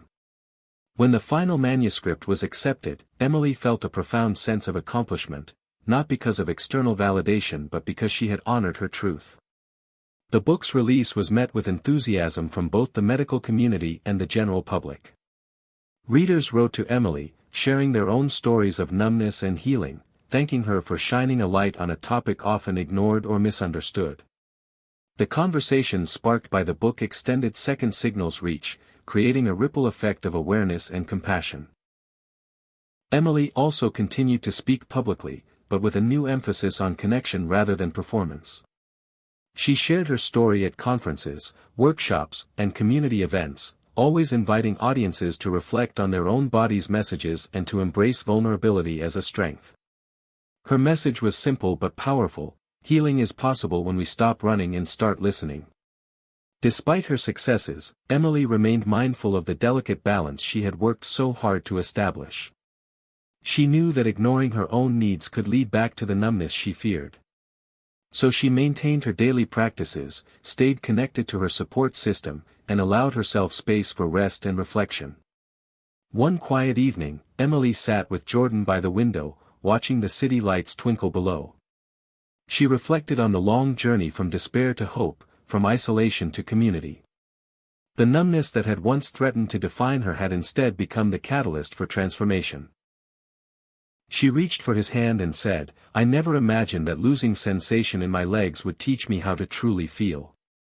Jordan smiled, squeezing her hand gently. "You turned your pain into a gift, for yourself and for all of us." Emily knew the road ahead would still have uncertainties and challenges. But armed with the lessons of her past and the support of her community, she was ready to face whatever came next. The numbness had taught her many things, but above all, it taught her the power of listening, to her body, to others, and to the quiet voice inside that guides us home. Hit subscribe and leave a comment with where you're watching from. This story might just spark a new beginning. What's one thing that always pushes you forward, even when things get tough? The journey through numbness had fundamentally altered Emily's relationship with control. Once driven by an almost compulsive need to manage every detail of her life and work, she now understood that true strength came from surrendering to uncertainty and embracing the unknown. This shift was not easy. It demanded constant vigilance against old habits that whispered to her in moments of stress, "Push harder, ignore discomfort, keep moving." But Emily had learned to pause and listen instead, to the subtle signals her body sent, to the emotions that surfaced when she allowed herself space, and to the wisdom of those who had walked similar paths. One of the most profound lessons she discovered was the importance of community. In her early days of numbness, isolation had been a cruel companion, amplifying fear and despair. But as she opened up and invited others into her experience, she found connection and healing. The people she met through Second Signal became her tribe. Fellow travelers who understood the complex interplay of pain and hope. This collective resilience inspired Emily to push the boundaries of what her project could become. She envisioned a network of support groups, workshops, and online resources accessible to anyone struggling with chronic conditions and emotional overwhelm. Technology, once the source of burnout, could now be harnessed to foster empathy and shared strength. Around this time, Emily was invited to participate in a national health summit focused on innovative approaches to chronic illness. Speaking alongside doctors, researchers, and activists, she shared her story candidly, emphasizing the mind-body connection and the power of vulnerability. Her speech resonated widely, sparking conversations about how healthcare systems could evolve to better support whole-person healing. After the summit, a journalist approached her with an idea. A podcast series where individuals from diverse backgrounds could share their stories of pain, resilience, and recovery. Emily embraced the project, recognizing it as an extension of her mission. The podcast, titled Feel Again, quickly gained traction. Listeners wrote in with gratitude, telling how hearing real stories helped them feel less alone and more hopeful. The podcast episodes varied from intimate interviews to guided meditations and expert insights. Each episode ended with Emily's signature invitation: hit subscribe and leave a comment with where you're listening from. This story might just spark a new beginning. What's one thing that always pushes you forward, even when things get tough? This simple question became a beacon for her audience, encouraging reflection and connection. Meanwhile, Emily's personal healing continued, though the journey was still marked by moments of vulnerability and challenge. She had learned not to fear setbacks but to treat them as part of the process. One evening, after a particularly long day, she felt the familiar tingling return in her feet, a reminder that healing was not a destination but a lifelong practice. Instead of panic, she reached for her journal and wrote, "Today, numbness came back like an old friend. I welcome it without fear, knowing it teaches me patience and presence." This mindset was hard-won but deeply freeing. Emily also noticed shifts in her relationships outside of Second Signal. Friends and family, once puzzled by her withdrawal and struggle, now understood her boundaries and priorities. Jordan remained her greatest source of support, offering patience and love without judgment. They learned new ways to communicate, sharing fears and hopes openly. Their bond deepened, becoming a source of strength that sustained Emily through difficult days.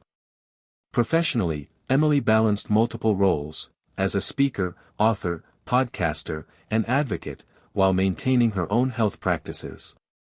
Time management became less about squeezing more in and more about honoring rhythms and rest. She embraced imperfection, recognizing that healing was a mosaic of small steps rather than giant leaps. The success of Feel Again opened doors for collaborations with healthcare providers, mental health organizations, and wellness centers. Emily worked to integrate storytelling into therapy and education, believing that narrative had the power to heal wounds often overlooked in clinical settings. One particularly meaningful partnership was with a women's shelter, where Emily led workshops helping survivors of trauma reconnect with their bodies and emotions. Witnessing the courage of these women, she felt humbled and inspired. Their stories echoed her own journey in unexpected ways, reinforcing the universal nature of pain and resilience. As the year unfolded, Emily took time to celebrate milestones. The publication of her book, the growth of Second Signal, and the reach of her podcast all marked progress, not just professionally, but personally. She hosted a small gathering of close friends and community members, sharing laughter, stories, and gratitude. Amid the joy, Emily reflected on how numbness had been both a curse and a catalyst.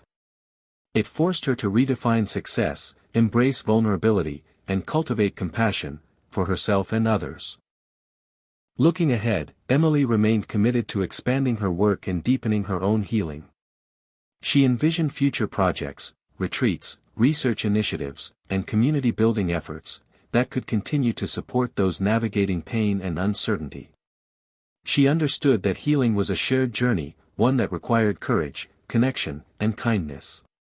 In quiet moments, Emily often returned to the question that had launched her into this journey: what if you suddenly lost everything and had no one by your side? The answer she discovered was not about loss but about rediscovery, of strength, love, and the power to heal. She knew the road ahead would have challenges, but she also knew that every step forward was a testament to human resilience and the possibility of new beginnings. Emily's mornings began to carry a new rhythm, a balance between intentional movement and mindful stillness that her body craved. Each day she set aside time for gentle stretches and breathing exercises, routines that had evolved from her earliest days of numbness into vital rituals of self-care. These moments were more than physical maintenance, they were acts of reclaiming agency over a body that had once felt foreign and untrustworthy. The simple act of feeling her feet grounded her, reminding her of the resilience beneath the surface. The journey wasn't linear. Some days brought waves of fatigue or the creeping return of numbness, moments when old fears whispered that she might lose control again. But Emily met these challenges with a quiet determination and a toolbox of coping strategies she had developed over years of trial and error. She leaned into the community she had nurtured through Second Signal and the podcast Feel Again, drawing strength from shared stories and collective wisdom. One afternoon, as Emily prepared for a workshop in a small town hundreds of miles from home, she felt a familiar flutter of nerves. The stakes felt high, the audience included healthcare professionals, patients, and caregivers, all eager for practical insights and inspiration. Standing before the group, Emily shared her story with raw honesty, recounting the initial shock of numbness, the dark days of isolation, and the gradual emergence of hope. She emphasized the importance of listening to one's body and cultivating compassion, not just for oneself but for those who walk alongside us. Questions followed her talk, many probing the intersection of mind and body, the role of trauma in chronic pain, and how to create supportive environments. Emily responded thoughtfully, drawing on both her personal experience and the research collaborations she had helped foster. A nurse shared how hearing Emily's journey had changed her approach to patients dealing with similar symptoms, inspiring a shift toward more holistic care. After the session, Emily lingered to connect with attendees, absorbing their stories and offering encouragement. Each interaction reinforced the ripple effect of vulnerability, that by sharing her truth, she was lighting the way for others to do the same. Back home, Emily's life continued to unfold with new layers of meaning. She maintained a careful balance between public advocacy and private healing, recognizing that neither could thrive without the other. Journaling remained a sacred practice, a space where she could process emotions and chart her progress. Her writing became more introspective, exploring themes of identity, acceptance, and the paradox of strength found in surrender. The evolving nature of numbness remained a central focus.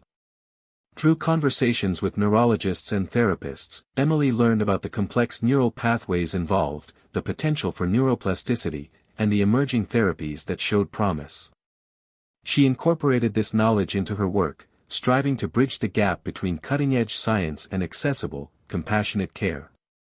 One evening, a call from Jordan brought a welcome distraction.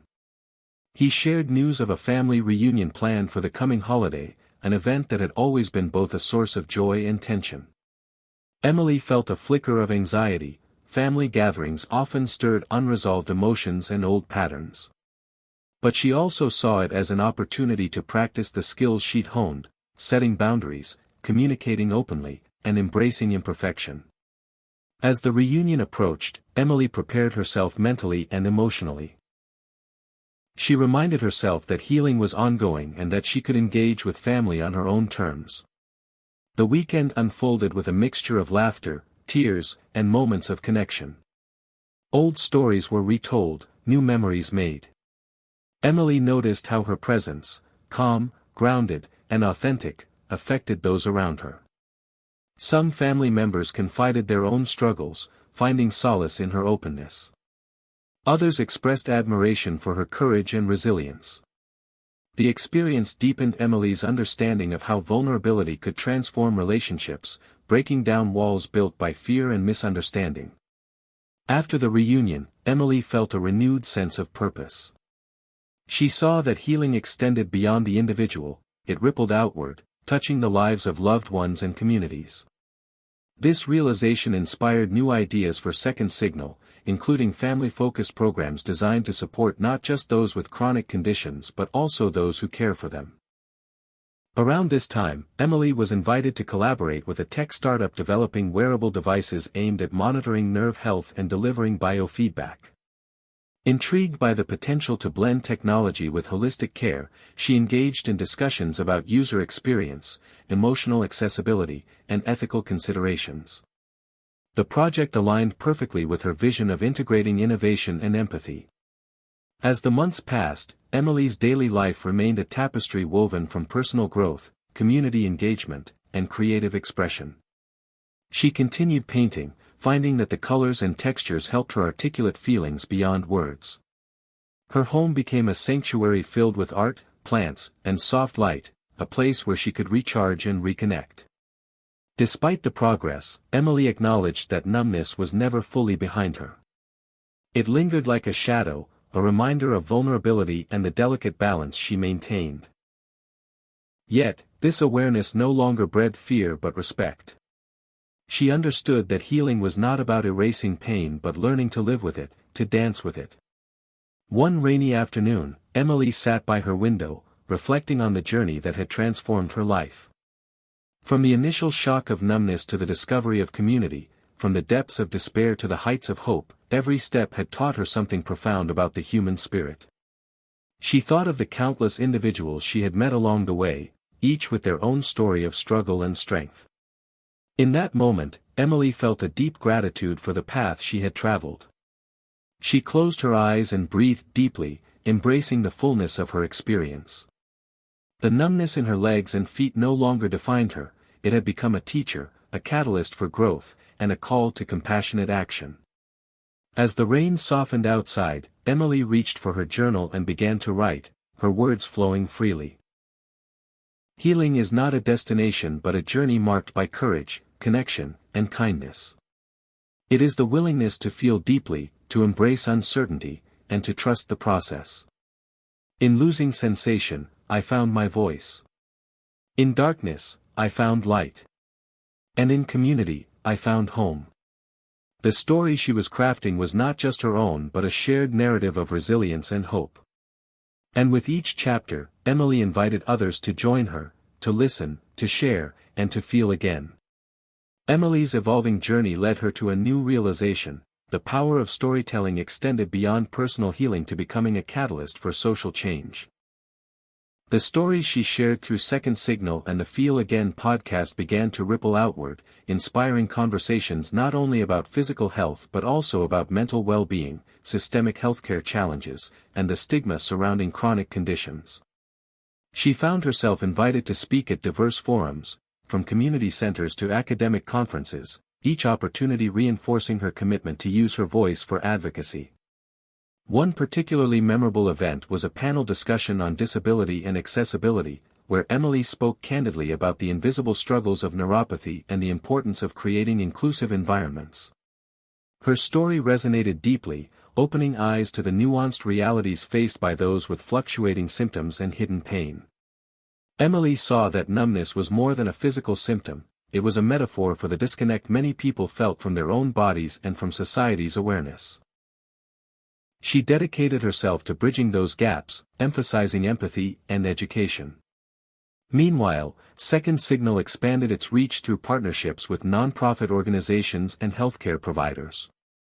Emily worked with a team to develop educational materials and training programs for professionals, advocating for trauma-informed approaches that recognize the whole person rather than isolated symptoms. These initiatives helped shift attitudes and practices, fostering a culture of care that prioritized listening and holistic healing. In her personal life, Emily continued to navigate the balance between vulnerability and strength. She maintained daily practices, meditation, journaling, gentle exercise, that anchored her amidst the unpredictability of symptoms. She learned to honor her limits without judgment, recognizing that self-compassion was a radical act of resilience. Relationships flourished as well. With Jordan, communication deepened through shared experiences and mutual support. They cultivated rituals that nurtured connection, from quiet dinners to weekend hikes, grounding their love in presence and understanding. Emily also nurtured friendships that had blossomed from the community she built, finding joy in shared creativity, laughter, and honest conversations. Creative expression remained a vital outlet. Her paintings grew bolder, exploring themes of transformation, light, and the interplay between fragility and strength. Emily's studio became a sanctuary where she could process emotions and celebrate progress. She even began hosting art workshops at Second Signal, inviting others to explore healing through creativity. The intersection of art and healing fascinated her, revealing new pathways for self-discovery and connection. As her work gained recognition, Emily faced new challenges, navigating public attention, managing expectations, and preserving her well-being amidst increasing demands. She learned to set boundaries and delegate responsibilities, trusting her team and valuing sustainability over burnout. These lessons, hard-earned through experience, became part of the wisdom she shared with others. One pivotal moment came when Emily was approached by a major publishing house interested in adapting her story into a documentary. The prospect was thrilling yet daunting. It required revisiting painful memories and opening her life to wider scrutiny. After careful reflection, Emily embraced the opportunity, seeing it as a chance to amplify voices like hers and to demystify the complexities of chronic illness. The production process brought moments of vulnerability and empowerment. Emily collaborated closely with filmmakers, shaping the narrative to honor authenticity and dignity. Interviews and filming sessions sparked introspection, prompting her to revisit milestones and setbacks with newfound perspective. The final documentary captured not only the physical realities of numbness but also the emotional landscape, the fears, hopes, and triumphs that defined her journey. When the film premiered, Emily watched alongside friends, family, and community members. The room filled with tears, laughter, and applause, a testament to the power of shared stories to foster understanding and healing. The documentary sparked national conversations, influencing policy discussions and inspiring grassroots initiatives focused on chronic pain and mental health. Emily's voice, once silenced by numbness, now echoed widely, championing change and compassion. Yet amid the external success, Emily remained grounded in the intimate truths that had sustained her. She continued to prioritize self-care and community, knowing that lasting healing required ongoing attention and humility. She celebrated small victories. The return of sensation in her toes after years, a peaceful night's sleep, a heartfelt conversation with a friend, as markers of progress rather than endpoints. Through it all, Emily's story became a beacon for those navigating their own struggles. Her journey illuminated the path from numbness to feeling, from isolation to connection, and from despair to hope. She reminded others that healing was not linear or perfect but a courageous dance with vulnerability and resilience. As the chapter of her life unfolded, Emily embraced the ongoing process of becoming, learning, growing, and giving back. She understood that numbness had shaped her, but it did not define her. Instead, it had opened a door to deeper awareness and compassion, a doorway she now held open for others to enter. Reflecting on the winding path, Emily felt a profound sense of gratitude. For the pain that had taught her to listen, for the community that had lifted her, and for the opportunity to transform suffering into purpose.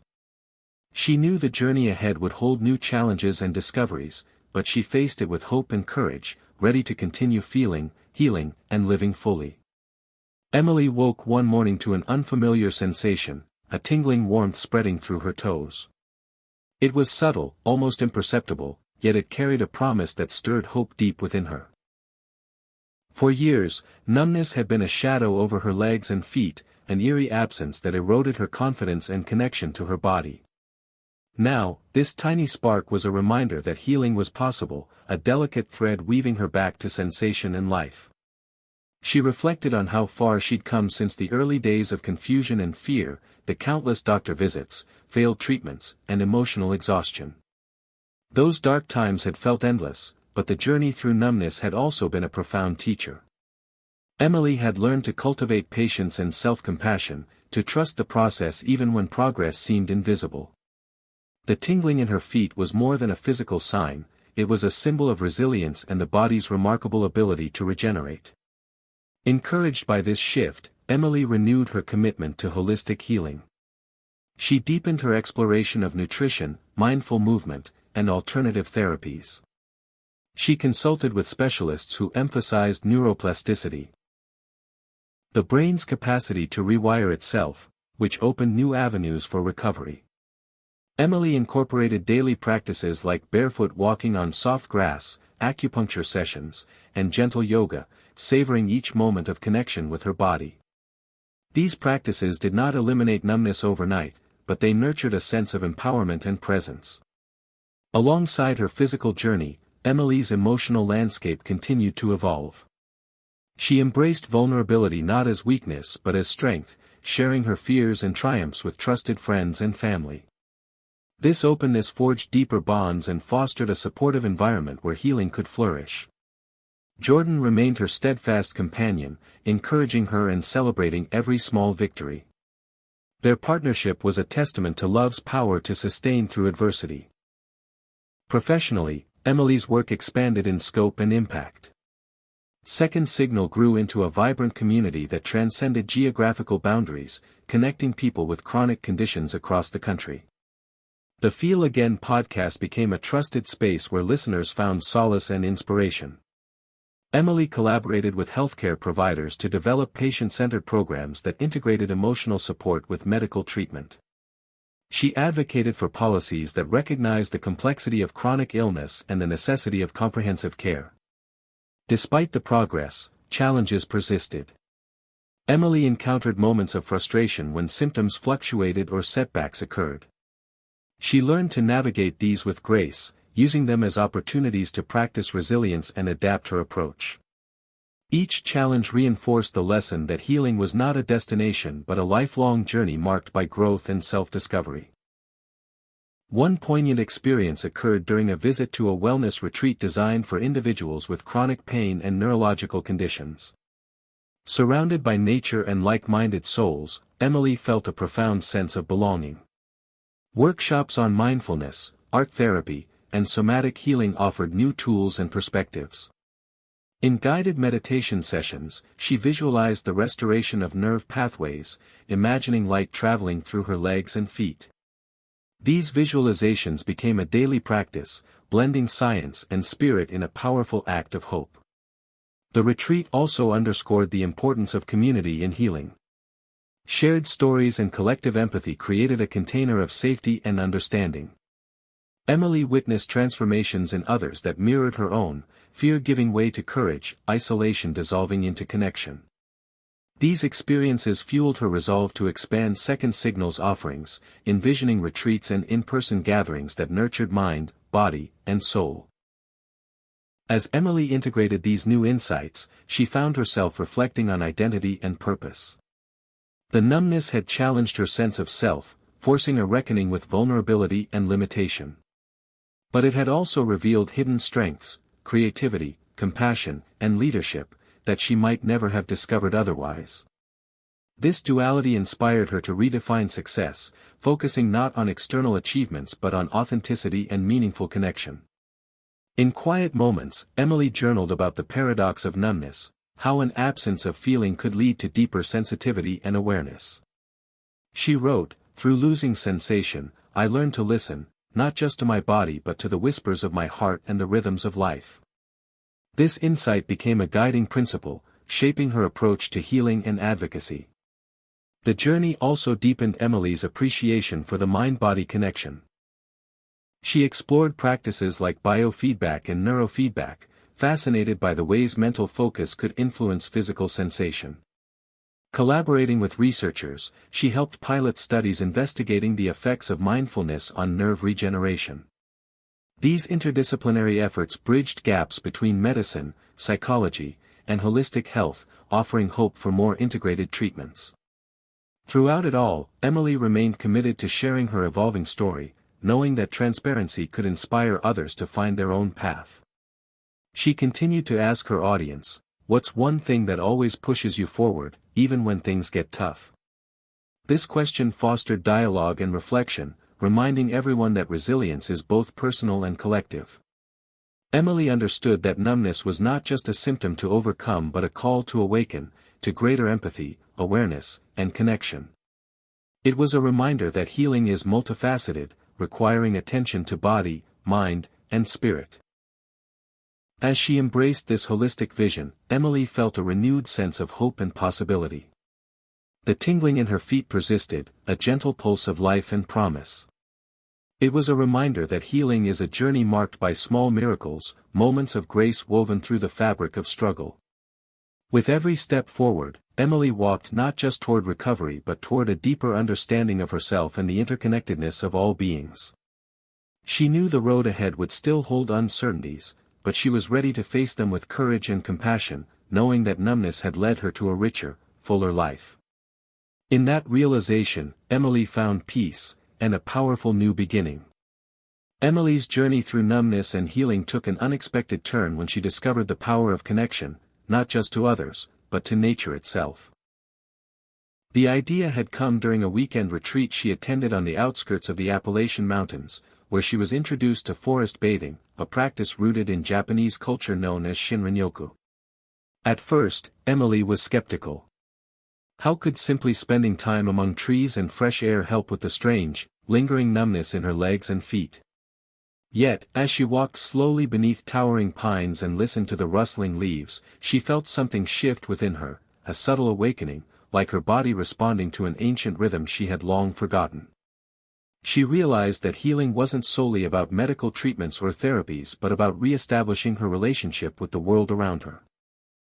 The earth beneath her feet, the cool breeze against her skin, and the vibrant green canopy above created a sense of grounding that had been missing for years. Emily began to incorporate nature walks into her daily routine, choosing paths where she could feel the unevenness of the soil and the textures of moss and bark beneath her fingers. These tactile experiences became a bridge back to sensation, reminding her nervous system that it could register subtle stimuli. She noticed that the numbness seemed less pronounced on days when she immersed herself in natural environments, and she embraced this discovery with renewed enthusiasm. Inspired, Emily started to research the scientific basis for forest bathing and its effects on the nervous system. Studies showed that spending time in nature lowered cortisol levels, reduced inflammation, and enhanced parasympathetic nervous system activity, the part responsible for rest and repair. These findings aligned with her own experiences, giving her a deeper understanding of how environmental factors could support neurological healing. Emily shared her insights with the Second Signal community, encouraging members to explore nature as a complementary practice. She hosted virtual nature challenges, where participants committed to daily outdoor walks and shared their reflections. The response was overwhelming. Stories poured in about people rediscovering joy, easing anxiety, and even noticing physical improvements. The sense of shared discovery deepened the community's bond, weaving nature into their collective healing narrative. At home, Emily transformed her backyard into a sanctuary of greenery and light, planting herbs, flowers, and small trees. She found joy in caring for the living things around her, watching their growth parallel her own. The act of nurturing life became a metaphor for her healing process, patient, attentive, and hopeful. As her relationship with nature deepened, Emily also noticed changes in her emotional state. Moments of overwhelm and despair gave way to calm and clarity.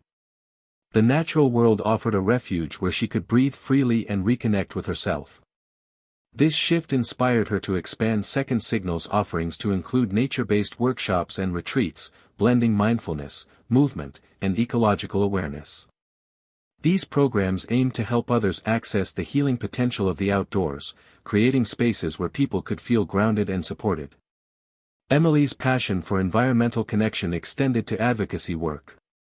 She partnered with local organizations focused on conservation and public health, promoting the idea that healthy ecosystems and human health are deeply intertwined. She spoke at conferences about the need to preserve green spaces as vital resources for community well-being, especially for those living with chronic illness. The integration of nature into her healing journey also influenced Emily's artistic work. Her paintings began to reflect organic forms, vibrant colors, and flowing lines, capturing the vitality and resilience she found in the natural world. She hosted gallery shows that invited viewers to experience the sensory richness of forests and gardens, using art to bridge the gap between inner experience and external environment. Throughout this chapter of her life, Emily remained mindful of the ongoing challenges posed by numbness. Some days brought frustration when symptoms fluctuated or new sensations emerged unexpectedly. But she learned to approach these moments with curiosity rather than fear, seeing them as messages from her body rather than threats. This perspective shift allowed her to stay present and engaged, fostering a sense of partnership with her nervous system rather than opposition. Emily's relationship with Jordan also blossomed amid these changes. They often ventured into nature together, sharing quiet walks, picnics, and stargazing nights. These experiences strengthened their bond, providing a shared sanctuary where they could express vulnerability and gratitude. Their love became a source of healing energy, reminding Emily that connection, whether to people, places, or herself, was at the heart of recovery. Reflecting on this phase, Emily felt a profound sense of gratitude. The numbness that had once isolated her had led her to a deeper, more holistic understanding of health. She had learned that healing was not a linear path but a dynamic interplay of body, mind, and environment. By embracing nature's wisdom and integrating it into her life, she discovered a wellspring of resilience and joy. As she looked ahead, Emily envisioned continuing this integration, exploring new landscapes, cultivating deeper ecological awareness, and inspiring others to find their own paths back to feeling. Her story was no longer just about numbness. It was about awakening, connection, and the transformative power of presence. In the quiet moments between breaths, Emily whispered a thank you, to her body, to nature, and to the journey that had brought her here. The numbness in her legs and feet was no longer a barrier but a doorway, inviting her to step fully into a life of sensation, meaning, and love. Emily's journey into healing continued to deepen as she began to explore the mind-body connection more profoundly. She realized that numbness was not just a physical ailment but one intricately tied to her emotional and psychological state. The years of pain, frustration, and isolation had left imprints on her nervous system, influencing how her body perceived sensation. This insight led her to integrate mindfulness-based stress reduction techniques into her daily routine. She began with simple breath awareness exercises, gradually adding body scans and guided meditations that focused on observing sensations without judgment. These practices helped Emily reconnect with parts of her body she had long ignored or feared. She noticed that when she approached her numbness with curiosity rather than resistance, the quality of the sensation shifted, sometimes becoming less intense, more manageable. Emily also discovered the power of visualization. Inspired by research on neuroplasticity, she practiced imagining healthy nerve pathways sending signals through her legs and feet, envisioning the restoration of feeling as a vibrant flow of energy. This mental imagery became a source of empowerment, transforming her from a passive sufferer into an active participant in her healing. Alongside mindfulness, Emily embraced journaling as a tool for emotional processing. She wrote about her fears, hopes, and the complex relationship she had with her body. These reflections revealed patterns of self-criticism and perfectionism that had exacerbated her stress and, likely, her symptoms. By acknowledging these tendencies, Emily cultivated greater self-compassion and learned to celebrate small victories rather than lament setbacks. Emily's therapeutic journey was enriched by her engagement with a compassionate psychologist specializing in chronic illness and trauma. Through therapy, she uncovered past emotional wounds, unspoken grief and anxiety, that had contributed to her nervous system's heightened sensitivity. Processing these emotions in a safe space allowed Emily to release burdens she hadn't realized she was carrying. This emotional unburdening manifested physically as moments of increased sensation and reduced numbness, underscoring the profound mind-body interplay. In her relationships, Emily noticed a shift as well. She became more open and vulnerable, sharing her internal experiences with Jordan and close friends. This transparency deepened their connections and created a supportive network that buoyed her through difficult times. Emily also found joy in volunteering at local support groups, offering empathy and encouragement to others facing chronic health challenges. Professionally, Emily leveraged her growing expertise in mindfulness and emotional healing to develop new programs within Second Signal. She designed workshops that combined meditation, creative expression, and group sharing, aiming to address the holistic needs of people with neuropathy and similar conditions. These programs were met with enthusiasm, fostering a sense of community and empowerment among participants. Despite progress, Emily remained realistic about the ups and downs of healing. Flare-ups of numbness and discomfort still occurred, sometimes triggered by stress or environmental factors. She learned to approach these episodes with patience, using her mindfulness tools to manage anxiety and prevent escalation. This adaptive mindset reduced her fear and improved her quality of life. A breakthrough came when Emily was introduced to somatic experiencing, a therapeutic approach that focuses on releasing trauma stored in the body through awareness of physical sensations. Guided by a skilled practitioner, Emily explored how tension and numbness were connected to unresolved emotional experiences. Through gentle movement and sensory awareness, she began to liberate trapped energy, which gradually translated into increased sensation and relaxation in her legs and feet. This somatic work illuminated the deep connections between past experiences and present symptoms, offering a powerful path to healing that honored both body and mind. As Emily integrated these practices, her artistic work flourished. She created pieces that visualized the interplay of light and shadow, sensation and numbness, movement and stillness. Her art became a language for expressing the invisible processes of healing, resonating with others who saw their own struggles reflected in her work. Gallery exhibitions and online showcases expanded her reach, fostering a broader conversation about chronic illness and emotional resilience. Emily's story was becoming a testament to the transformative power of holistic healing, a journey that embraced complexity, honored vulnerability, and celebrated growth. She often reflected on how numbness had challenged her to develop new skills, mindfulness, self-compassion, emotional literacy, and creative expression. These tools have become cornerstones not only for managing symptoms but for living a fuller, more connected life. In quiet moments, Emily acknowledged the ongoing nature of this journey. She recognized that healing was not a final destination but a continuous process of listening, adapting, and evolving. This awareness brought a sense of peace and acceptance, freeing her from the pressure to fix herself quickly and instead inviting her to be present with whatever arose.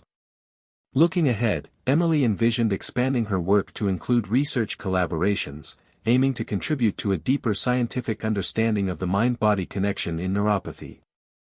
She hoped to inspire healthcare providers to adopt more integrated approaches that addressed the whole person rather than isolated symptoms.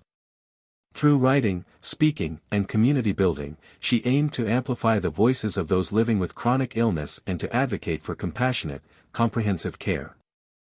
At the heart of Emily's mission was the belief that every person has the capacity to heal, not just physically but emotionally and spiritually, and that numbness, while painful, could be a doorway to deeper awareness and transformation. As she continued walking this path, Emily carried with her the lessons of patience, resilience, and hope. The tingling in her feet was no longer just a sign of physical change but a metaphor for awakening, a reminder that sensation, connection, and life itself could return, even after the darkest seasons. In embracing the fullness of her experience, Emily found not only healing but meaning, purpose, and a powerful new beginning. Emily's healing journey took a surprising turn when she began exploring the role of diet and nutrition in managing her numbness. Initially skeptical, she had always considered numbness a neurological issue best addressed by doctors and physical therapies, but conversations with peers in the second signal community introduced her to a growing body of evidence suggesting that inflammation and poor circulation could exacerbate nerve symptoms. Intrigued, Emily started working with a nutritionist who specialized in neuroinflammation and chronic illness. The first step was an elimination diet to identify potential food sensitivities that might be contributing to systemic inflammation. She removed gluten, dairy, processed sugars, and artificial additives from her meals, focusing instead on whole foods rich in antioxidants, omega-3 fatty acids, and vitamins known to support nerve health, like B12, magnesium, and vitamin D. Cooking at home became a mindful practice, a way to nourish her body and mind simultaneously. As the weeks passed, Emily noticed subtle but consistent improvements. The persistent coldness in her feet lessened, and some of the numbness gave way to faint tingling sensations. She felt more energetic and less fatigued, which allowed her to engage more fully with her exercise routines and mindfulness practices. This positive feedback loop motivated her to maintain these changes despite occasional cravings or social challenges. Emily's nutritionist also recommended supplements targeted at nerve regeneration and circulation, which Emily incorporated carefully after discussing them with her healthcare providers. She emphasized that supplements were an adjunct, not a replacement for a balanced diet, and she remained cautious about overpromising results. Simultaneously, Emily dove into research about how blood sugar regulation and metabolic health influenced neuropathy symptoms.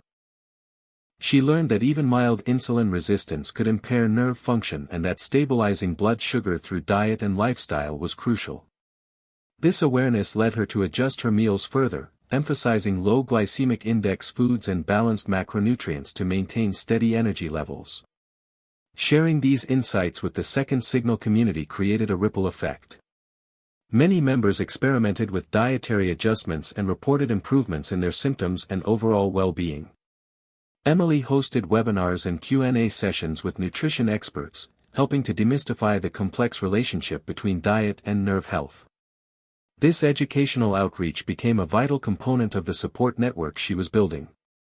However, Emily was careful to acknowledge that nutrition was not a cure-all. She stressed that each person's journey was unique, and what worked for one might not work for another. Her emphasis on individualized approaches fostered a compassionate atmosphere where experimentation and self-awareness were encouraged rather than rigid adherence to any one regimen. The dietary changes also brought emotional challenges.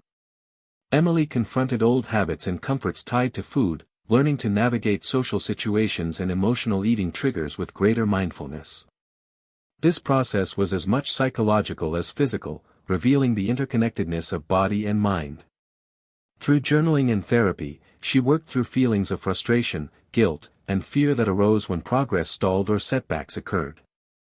Yet these struggles did not deter her. Instead, they deepened her understanding of healing as a holistic process requiring patience and self-kindness. Emily's expanding focus on nutrition and lifestyle also led her to explore complementary therapies such as massage, hydrotherapy, and herbal medicine. She found that regular massages helped improve circulation and muscle tension in her legs, creating a pleasant sensation that contrasted sharply with numbness. Hydrotherapy, alternating warm and cold water treatments, stimulated blood flow and heightened her sensory awareness. Herbal remedies like turmeric and ginkgo biloba were used cautiously under professional guidance to support inflammation reduction and cognitive function.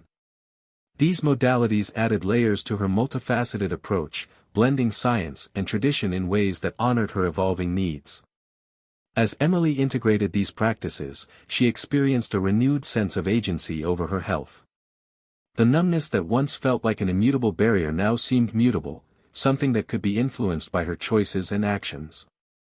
This shift empowered her to keep exploring, learning, and adapting. It also enhanced her ability to cope with the unpredictability of chronic symptoms, reducing anxiety and fostering resilience. One memorable experience occurred during a family gathering where Emily prepared a nutritious meal from scratch. Watching her loved ones enjoy the food she made with care, she felt a profound sense of connection and contribution. This moment highlighted how her healing journey extended beyond her individual body to impact relationships and community. Her family became more aware of the importance of nutrition and self-care, and some adopted healthier habits themselves. Reflecting on this chapter of her life, Emily realized that healing was not about perfection or immediate results but about consistent, compassionate choices that honored her body's needs. She understood that the mind-body connection was enriched through nurturing every aspect of herself, physical, emotional, and social. This holistic perspective shaped her ongoing mission with Second Signal, inspiring her to create resources that addressed all dimensions of health. Emily often shared with her audience. What's one small change you can make today to support your body and mind?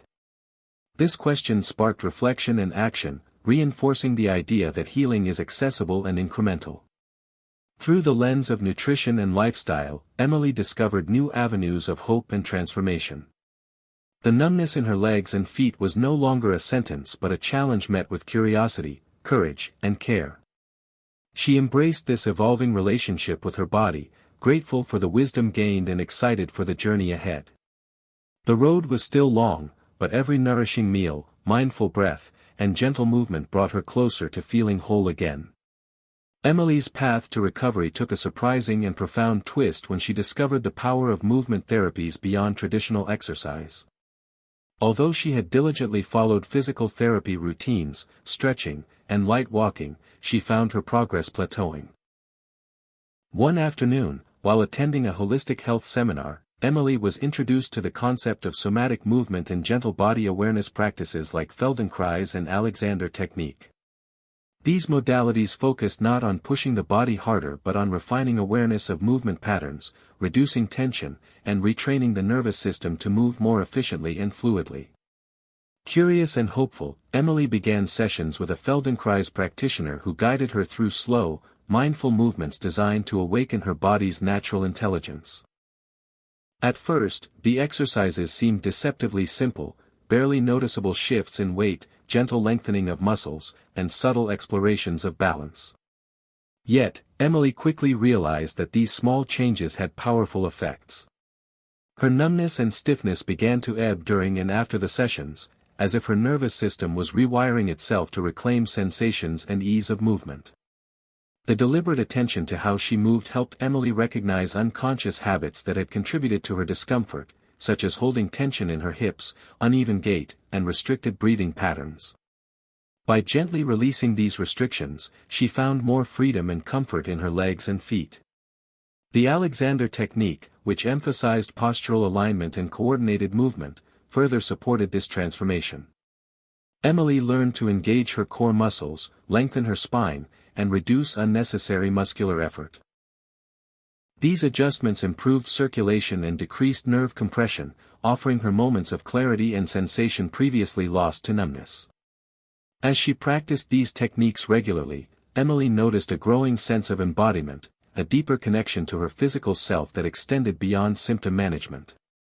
She felt more present and grounded, able to navigate daily activities with greater ease and confidence. This newfound embodiment brought a sense of empowerment that fueled her commitment to healing. Inspired by her progress, Emily began integrating mindful movement into her daily routine. She set aside time each morning for gentle Feldenkrais-inspired movements and Alexander-based posture checks, creating rituals that anchored her day. These practices became a form of meditation in motion, helping her cultivate patience and acceptance alongside physical improvement. Emily also explored other complementary movement forms such as Tai Chi and Qigong, ancient arts that combine slow, deliberate motions with breathwork and mental focus. These practices resonated deeply with her, offering a holistic approach that nurtured body, mind, and spirit. Their emphasis on energy flow and balance aligned with Emily's growing understanding of her nervous system's role in sensation and healing. Through these diverse movement therapies, Emily gained insight into how chronic numbness was linked to not just nerve damage but also to habitual patterns of tension, stress, and disconnection from her body. Releasing these patterns opened doors to sensation and vitality that she had believed lost. This insight encouraged her to share her discoveries with the Second Signal community, leading to the development of movement workshops that combined education, practice, and group support. Participants reported increased awareness, reduced symptoms, and a renewed sense of hope, reinforcing Emily's belief in the power of mindful movement. Alongside physical benefits, Emily noticed emotional shifts connected to her movement practice. The slow, intentional motions created space for reflection and emotional release, helping her process lingering fears and frustrations related to her condition. She learned to meet discomfort with curiosity rather than avoidance, transforming her relationship with pain and numbness. Emily's growing embodiment also deepened her creativity. She began incorporating movement into her art-making process, using her body to express sensations and emotions. Dance and gesture became extensions of her healing narrative, connecting internal experience with external expression. This integration enriched both her personal growth and her work's impact. As she continued on this path, Emily encountered challenges, days when numbness returned unexpectedly or when physical limitations made movement difficult. Yet, her expanding toolkit and community support helped her navigate these setbacks with resilience. She cultivated an attitude of gentleness and persistence, recognizing that healing was nonlinear and required ongoing adaptation. Emily's relationship with Jordan flourished as well, with shared movement practices becoming a source of intimacy and connection. They attended Tai Chi classes together, practiced breathing exercises, and supported each other's efforts to maintain health and well-being. These shared experiences strengthened their bond and provided emotional nourishment that complemented Emily's physical healing. Reflecting on this chapter of her journey, Emily felt profound gratitude for the wisdom movement therapies had brought into her life. They had opened new pathways for sensation, agency, and joy, reminding her that healing was as much about rediscovering herself as it was about reducing symptoms. The lessons of mindful movement extended beyond her body, teaching her patience, presence, and the value of small, consistent actions. Emily understood that the numbness in her legs and feet was not merely a problem to solve but a signal inviting her to deepen her relationship with her body and life. Through movement, she found a language to listen, respond, and grow. As she looked forward, Emily envisioned expanding her movement workshops, collaborating with therapists and movement educators to create accessible, inclusive programs. She hoped to inspire others to explore their bodies with curiosity and compassion, transforming numbness and pain into opportunities for healing and self-discovery. Emily's story continued to unfold, not as a tale of defeat but as a celebration of resilience, connection, and the profound wisdom held within the human body. In each slow step and gentle stretch, she reclaimed sensation, presence, and the radiant possibility of new beginnings. Emily's growing understanding of her condition deepened when she began exploring the connection between sleep and nerve health. For years, her nights had been restless and fragmented, with numbness and tingling often worsening as she tried to find a comfortable position. The fatigue and brain fog that accompanied poor sleep compounded her challenges, making it harder to cope with daily tasks and maintain emotional balance. Determined to address this critical aspect of her well-being, Emily consulted a sleep specialist who conducted a comprehensive evaluation, including a sleep study. The results revealed subtle but significant disruptions in her sleep architecture, including frequent awakenings and reduced restorative deep sleep stages, likely influenced by nerve discomfort and anxiety. Armed with this knowledge, Emily embarked on a multi-pronged approach to improve her sleep quality. She began by establishing a consistent sleep schedule, going to bed and waking up at the same times each day, even on weekends. Creating a calming pre-sleep routine became a priority, including reading, gentle stretching, and avoiding screens and caffeine late in the day. Emily experimented with various sleep positions, using supportive pillows to reduce pressure on her legs and feet, which helped alleviate some of the numbness during the night. Mindfulness and relaxation techniques played a vital role as well. She incorporated guided meditations focused on body scanning and progressive muscle relaxation to ease physical tension and quiet her racing mind. Over time, these practices helped her fall asleep faster and experience fewer awakenings. Recognizing the role of environment, Emily optimized her bedroom for restful sleep. She invested in blackout curtains, white noise machines, and cooling bedding to create a comfortable, distraction-free space. The cumulative effect of these changes was a gradual but meaningful improvement in her sleep patterns, which in turn enhanced her daytime energy and mood. Emily also addressed underlying anxiety and stress contributing to her sleep difficulties through ongoing therapy and community support. Learning to manage worry and cultivate a sense of safety at night was crucial in breaking the cycle of sleeplessness and physical discomfort. The impact of better sleep extended beyond symptom relief. Emily found herself more mentally clear, emotionally resilient, and physically capable of engaging with her healing practices. She could participate more fully in movement sessions, prepare nutritious meals, and connect meaningfully with loved ones. This renewed vitality became a cornerstone of her ongoing recovery. Sharing her sleep journey with the Second Signal community created a ripple effect, inspiring others to prioritize rest as part of their healing. Emily organized webinars and support group discussions focused on sleep hygiene, relaxation strategies, and managing neuropathy symptoms at night. These forums provided practical tips and emotional encouragement, fostering a culture of self-care and empowerment. Despite progress, Emily remained mindful that sleep challenges could fluctuate. She developed strategies for managing occasional setbacks, including returning to relaxation practices, adjusting routines, and seeking professional guidance when needed. This flexible approach prevented discouragement and reinforced her sense of control.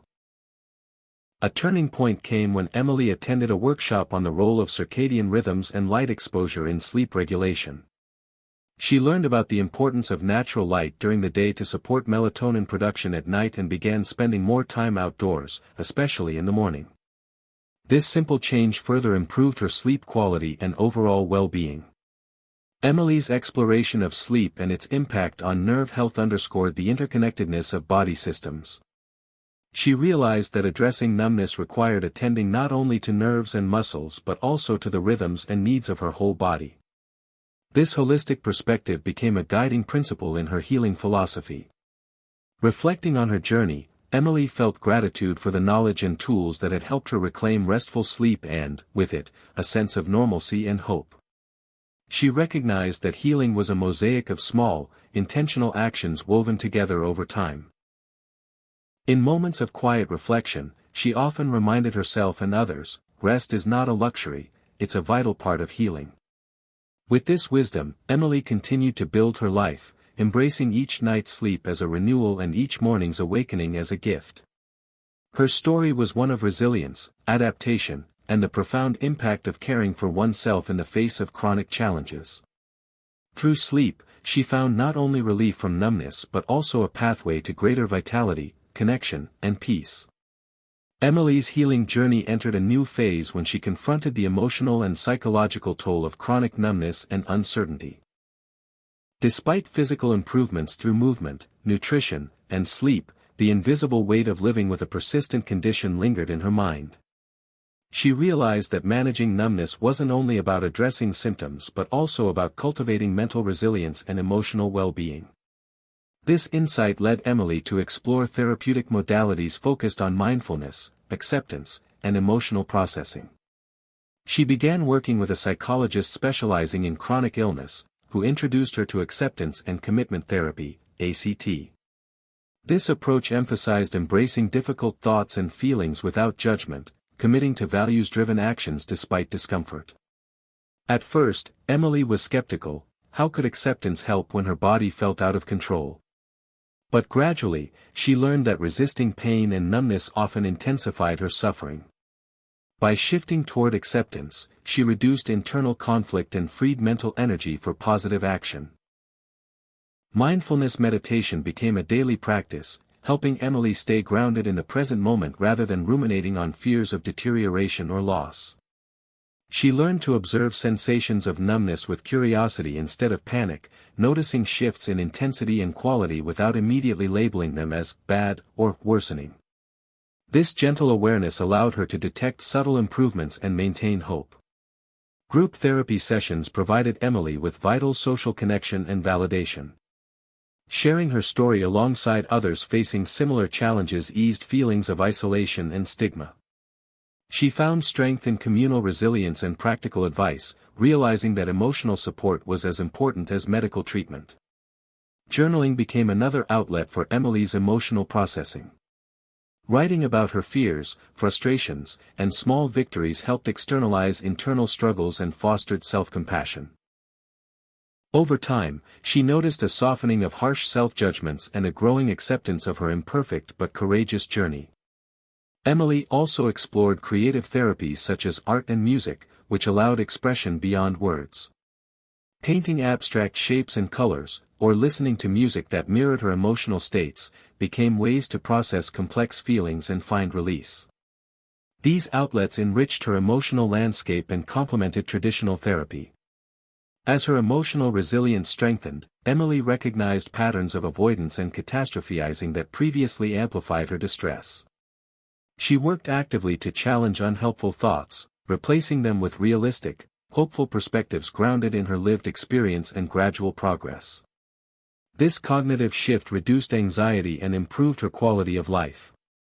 Emily's evolving relationship with numbness included moments of grief for the losses she experienced, physical freedom, spontaneity, and old identity.